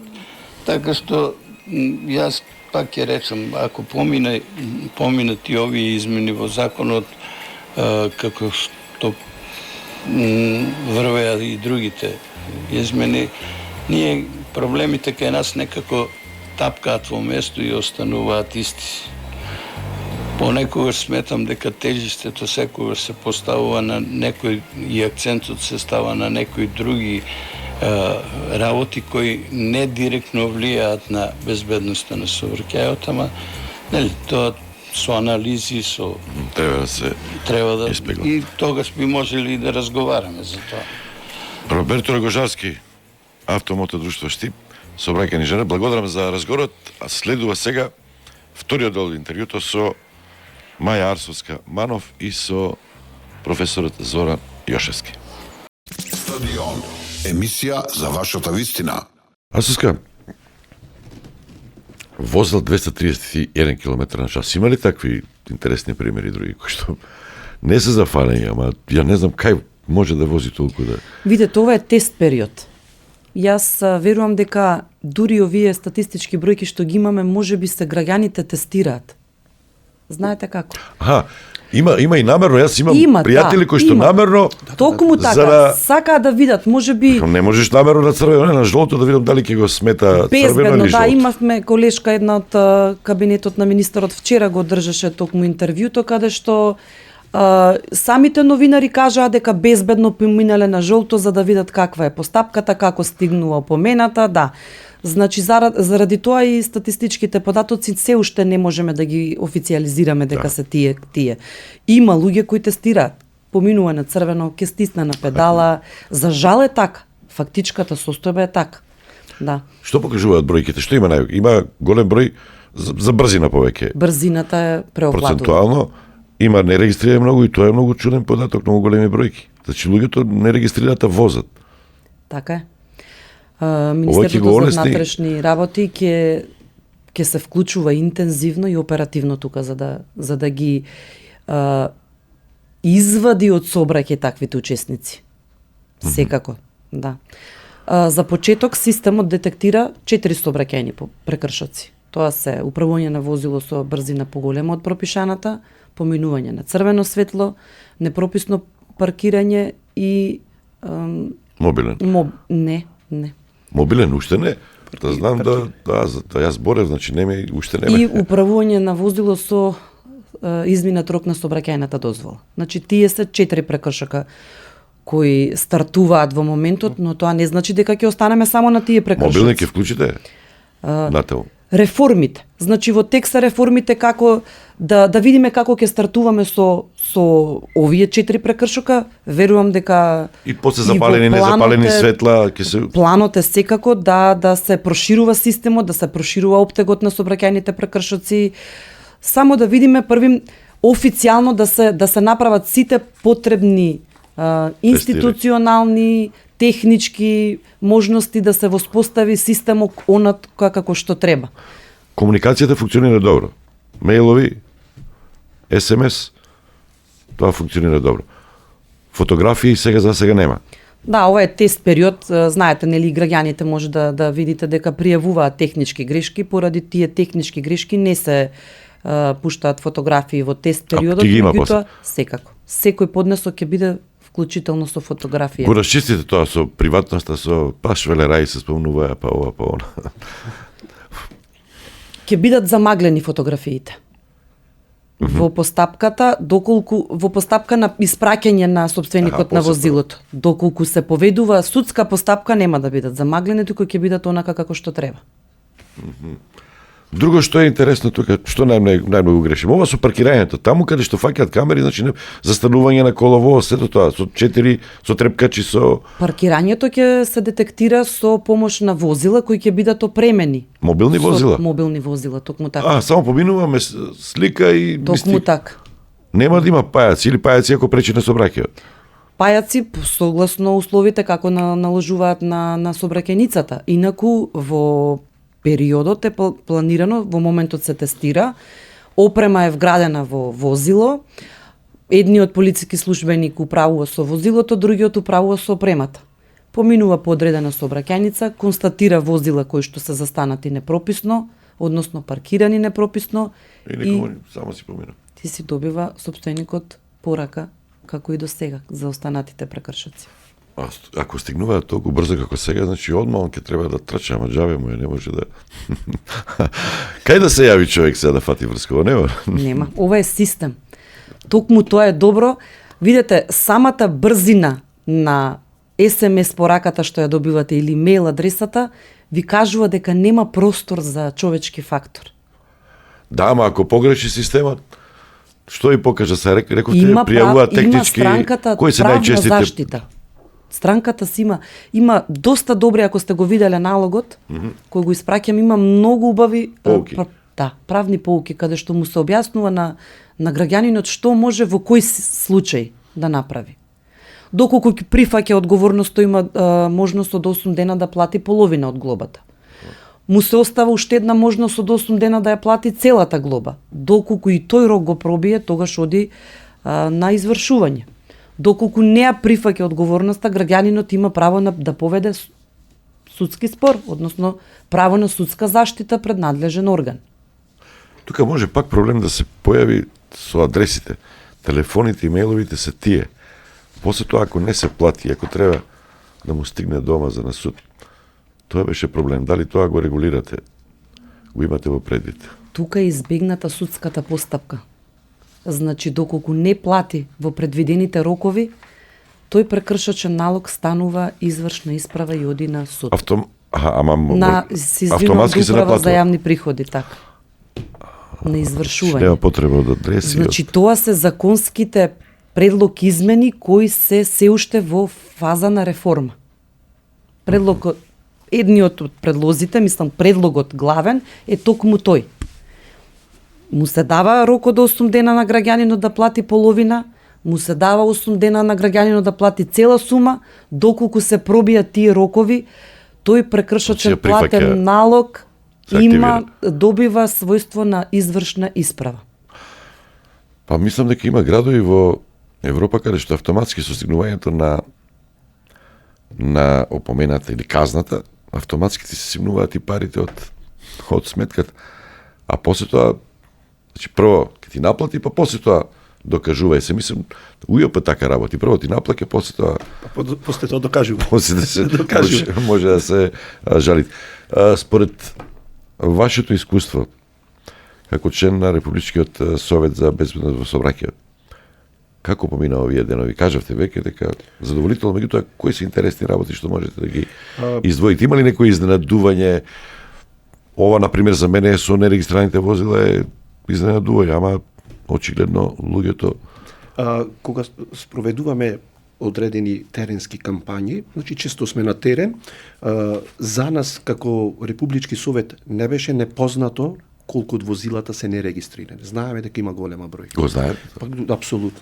Знаете колку имаме, например, возачи кои што возат за време на забрана за управување со моторно возило. За време на забрана? Да. Еве, некој нека каже, колкав е тој процент? Ние висок е процентот. А тоа значи, има забрана за камерите го управување? фаќаат тоа, може тоа исто, ама не ви е ставено, така? Не се навлегува во фаза во тој дел. Забрана, ама ќе се види по регистрација дека вози со забрана, така? Не. Има дистинкција, друго е собственик на моторно возило, друго е Точно, возачка овде се оди по дозвола, да не ги собственост. мешаме, да. Да. Собственик Се гледа на... кој управува. Ама не е со face recognition, значи мене не кажува дека Зоран го управуваше возилото. Вика, сторен е прекршок со возило тоа и тоа, со Собственик тој на тоа возач, возило. собственик, толку возел. И она што кажа началничката поуки кој што и така. Но не се навлегува во препознавање на лице, ме разбирате, кој го возел тоа и тоа. Тоа може во едина ќе биде и тоа пристапно. Секако. Сега, познати ни се аномалиите во сообраќајниот систем, како Републички совет.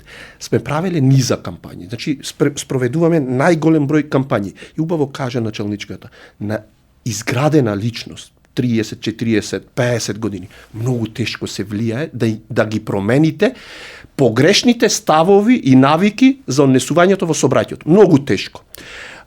Како Републички совет акцент ставаме на децата од 7 до 14 години. Зошто?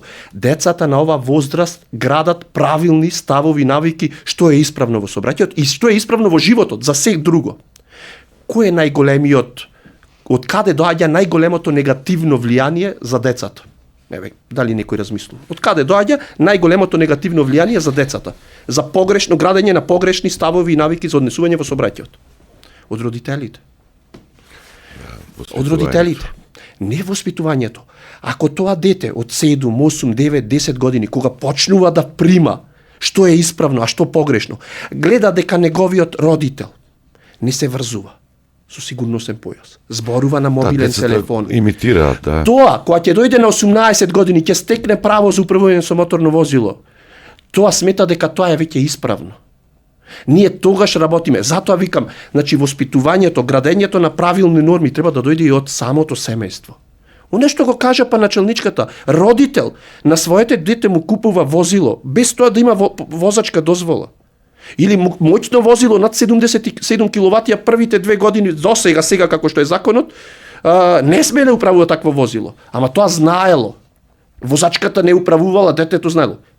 Тоа е погрешен став. Можам да ве надополнам тука за изминативе 10 месеци, еден неофицијален податок, имаме над 20.000 констатирани сообраќајни прекршоци, каде што лице управува со моторно возило пред да се стекне со право за управување. На 20.000. 20.000 за 10 месеци. Секако има рецидивисти тука, меѓутоа тоа е застрашувачки податок. Има над 1200 учесници кои се детектирани, кои управуваат возило за времена изречена санкција забрана. Има над 3000 и нешто констатирани сообраќајни прекршоци за необновена сообраќајна дозвола. Кои се казите се тоа? Големи се? Секако.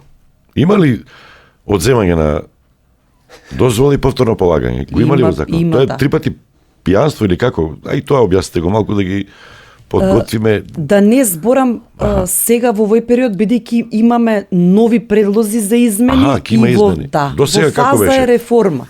Значи има и до сега имаше предвидени одредби во законот за безбедност на сообраќајот, меѓутоа сега правиме некои реформи што ќе бидат навистина интересни, така да пред време да не се држиме за сегашните одредби, бидејќи се очекува секој момент да стапат на сила, да бидат предложени новите, така да не ги доведеме граѓаните во заблуда. Кои се вашите размислувања, коментари во поглед на тоа што го велат одреден и го пишува по социјалните мрежи, дел од граѓаните не се против, го поддржува тоа, меѓутоа велат, ако споредиме со Европа, казните се превисоки. Речи се на ниво на една Германија, а платите се многу повисоки во Германија отколку што се во Македонија. Како ги најдовте баш овие казни? И второ прашање, има дури размислување, прогресивно казнување. Затоа што за некој 45 евра е многу. За некој 45 евра е... Точно, се согласувам дека ако споредите процент или соодност висина на санкција, на глоба за одреден прекршок со просечна плата, имаме несразмерност со она што е во Европа, така? Но која е другата алтернатива да ја слушниме? Да ги спуштиме глобите, да ги ослободиме, да не ги казнуваме граѓаните кои што прават прекршоци. Ајде тоа, минатата година 142 жртви во сообраќајни незгоди, 140 фамилии и 2 фамилии завиени во црно. Како нив да им објаснеме, кои што изгубија блиски во фамилија, на пешачки премин, млади животи, значи кои што пред нив животот бил. Како на тие родители, на тие блиски браќа и сестри да му објаснеме, ама ќе прогледаме кроз прсти, знаете зошто ние сме сиромашна држава, социјална безбедноста не сме да се гледа како социјална категорија. Значи не можеме на грбот побогатите повеќе да плаќат. Тоа се, видите, тоа е веќе тема за некои други дискусии да се отвори, дали треба прогресивност према примањата и така натаму. Тоа е веќе, знаете, како предмет за други дискусии. Ако ние сега зборуваме каква е ситуацијата во моментов, вие гледате дека кога пред да уште не е почнат системот со имплементација, луѓето правеа катастрофално голем број на прекршоци. Вика началничката возат без возачка дозвола, за време на забрана, поминуваат на црвено светло. Така голем број прекршоците беа на црвено. Ајде дел ќе припишиме на тестирање. Значи, граѓаните и покрај ваквата казнена политика, тие ги правеа прекршоците. А зошто ги правеа? Затоа што сметеа дека нема да бидат санкционирани, дека нема да ме фатат. Втор момент, граѓаните со право се сомневаат во системот кога зборуваат некој ќе биде санкциониран, а некој нема да биде санкциониран. Да. Знаете зошто? Затоа што до сега состојбата, фактичката ситуација говореше дека има во делот на казнувањето селективност. И тука не можеме тоа да го тргнеме како факт, така? Но сега имаме начин кога камерите не можат да направат селектирање. Нема селективност. И Камерите немаат телефонски број. точно, мене прекршок ме смигна во рок од неколку минути. Нема каде да вртите. Нема каде да повикате пријател. Значи, ова треба да го поздравиме сите, а дека ќе има одредени работи кои што треба во понатаму да се менуваат, ќе се видат одредени пропусти во системот, знаете како се воведува една реформа сега. Значи, ќе има одредени промени. Гледате дека Министерството остава простор, 1 месец тест период, па може да се најави заради законски ускладување уште 1 месец. Но, значи, се сака да се слушни јавноста, да се слушни гласот на јавноста. Значи гласот на јавноста. Гледате, веднаш мислам дека пред некој ден најави министерот коригирање на техничката маргина на системот. Пример 10% до 55 км/ч да не ги детектира. Пример зборувам. Што значи тоа? Тоа значи дека не е целта по секоја цена да се санкционира, така?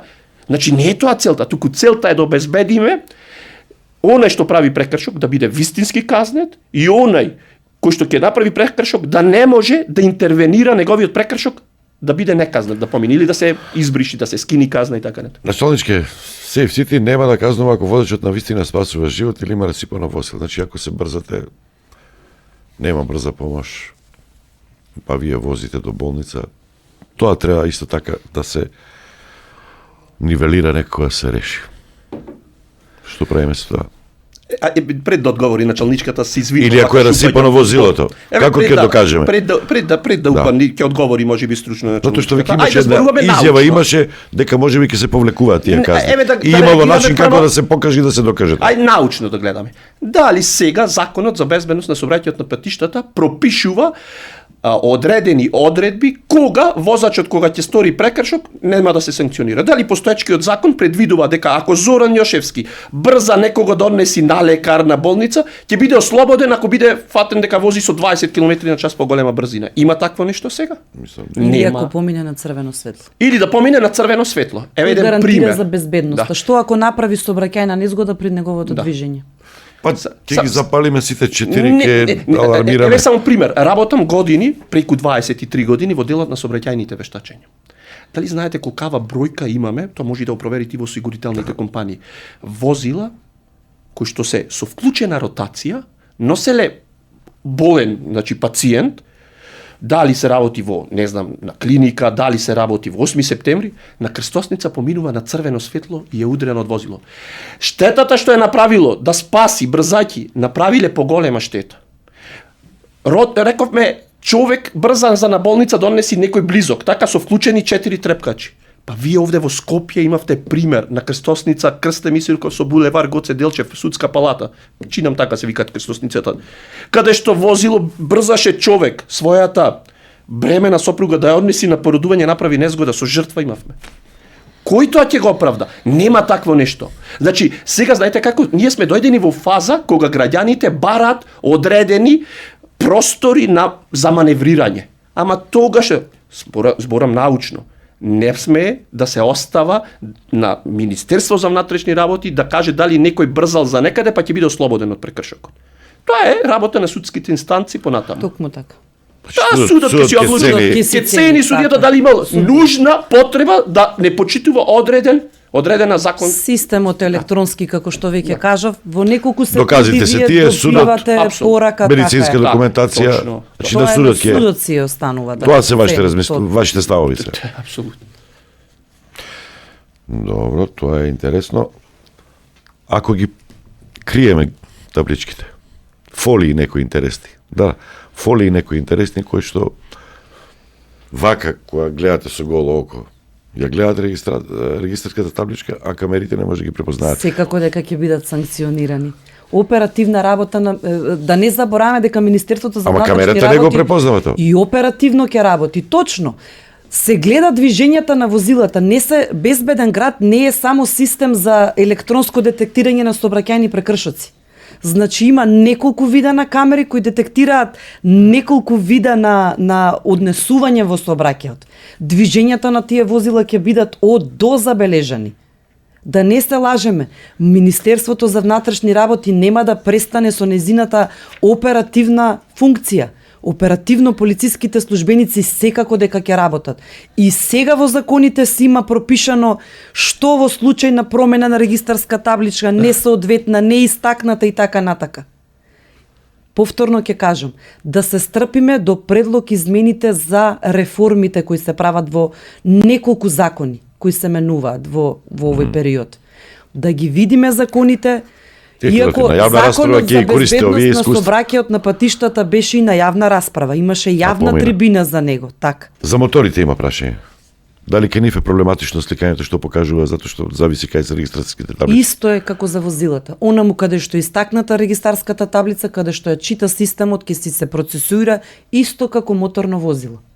Нема разлика. Таму каде што таблицата не е истакната и сега со непосредно забележување полициските службеници имаат проблем. Мора да се упатат по него, мора да го стопираат и да го санкционираат ако или да извршат контрола. Safe City само во Скопје и на одредени автопатишта, другите градови низ Македонија, каков е планот? Првично е пуштено во Скопје, следна фаза се Куманово и Тетово и коридорите 8 и 10 за многу кратко време, односно следната година очекуваме на територија на цела држава на Македонија. Конфискување возила имаме прашање. Тоа ќе стои во реформите, го имаш и пред тоа. Да почекаме да ги видиме. Предлог измени се работат стручни служби, работат неколку организацијски единици од Министерството, професори се вклучени од универзитетите, работат на неколку закони, не е тоа само еден закон да се измени една одредба, туку се склоп на закони кои треба стручно да се пристапи кон преиспитување и регулирање. Исклучување од можноста забрана да управува со возило воопшто. За тоа мислиме. Не само за конфискација, него и исклучување на некои луѓе кои што граѓани кои што постојано вршат прават прекршоци да во иднина можат да управуваат со возило. Исклучување од сообраќајот. Тоа и сега го има. Го има сега. Секако го има. Има престанок на важност санкција, има забрана за управување, исклучување од сообраќај, например, необновена регистрација, секако дека се исклучува од сообраќајот. Зборувам како во Канада има пример. Не може веќе да управува со возило секако дека ќе има. Овие сите системи... И таму се формираат компании кои што имаат возила и ги изнајмуваат на луѓе кои што не смеат да имаат возила. Сега многу чудни се. Затоа ви велам да не брзаме. Да. Во сега се реформите, има предлог измени од неколку закони, да ги почекаме, потоа може да се разговара по однос на овие прашања.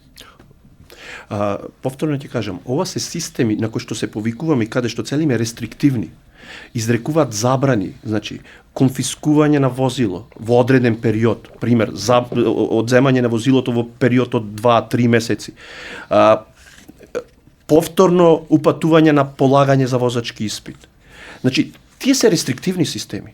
Затоа успеале да постигнат такво ниво на безбедност. Кратки прашање, дали по закон пијан граѓанин, пијана личност, ако фатите во сообраќај, го носите да одлежи во полициска станица, на филмови како што гледаме на запад, како е кај нас. Тоа ми е интересно име на граѓаните. Регулирано е во Закон за безбедност на сообраќајот на патиштата. Оној кај кого ќе се утврди присуство на алкохол во организмот се исклучува од сообраќај. Тој е должен или да најде шофер за возилото да го однесе до дома, или пак своето движење, возилото да го паркира на безбедно место, а своето движење да го продолжи со такси или некоја Има ли, доколку е многу пијан и прави проблеми, одма да се исклучи да се... Секако има одредби, има... Да оспие во полициска станица. Има членови кои го регулираат овој вид на прекршок. Професоре, со ова да завршуваме, што ќе донесе вештачката интелигенција вашата област, што вели дигитализацијата, смарт сити, ќе имаме возила кои што ќе летаат, ќе имаме автономни возила, ќе нема да зборуваме за вакви работи, луѓето само ќе се возат, нема да возат.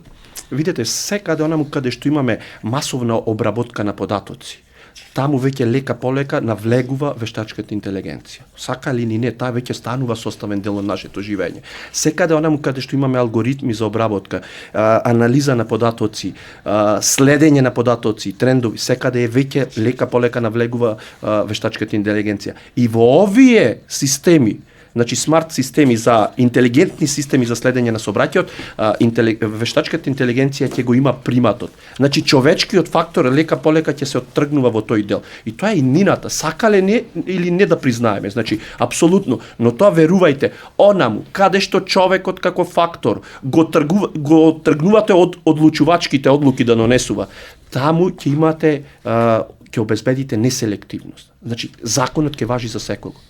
И тоа е иднината, мислам. Негативни поени дали планирате? Негативни поени. Дали, окей, негативни поени само дали планирате? Не. Како опција, затоа што има на запад и тоа го прочитав. Тие беа во законот кај нас, беа предвидени негативните поени, имаше возачка книшка, меѓутоа се исфрлени надвор од употреба. Стадион. Емисија за вашата вистина. Ова беше се во денешното издание на емисијата Стадион. Нашата тема беше Safe City, Selfie City. Имавте можност да слушате разговор со сообраќајниот инженер Роберт Рогожарски од Автомото друштвото во Штип. Имавте можност да се јавувате, поставувате прашања и да ги слушате Маја Арсовска-Манов од Министерството за внатрешни работи и професорот Зоран Јошевски, кој што е член на Републичкиот совет за безбедност во сообраќајот. За крај што ја кажам? Ни треба Safe City, ни треба полиција, ни треба контрола, а пред се ни треба совест и свест, ни треба мозок, ни треба памет. Возете внимателно и памет у глава. Пријатно и да слушање до наредната сабота во истото време. Стадион. Емисија за вашата вистина.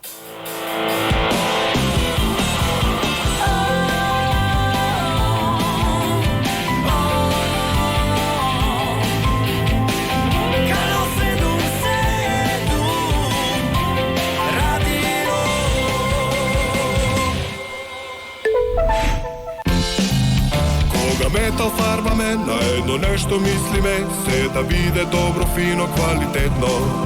3 по 1 боја, кул и на крајот се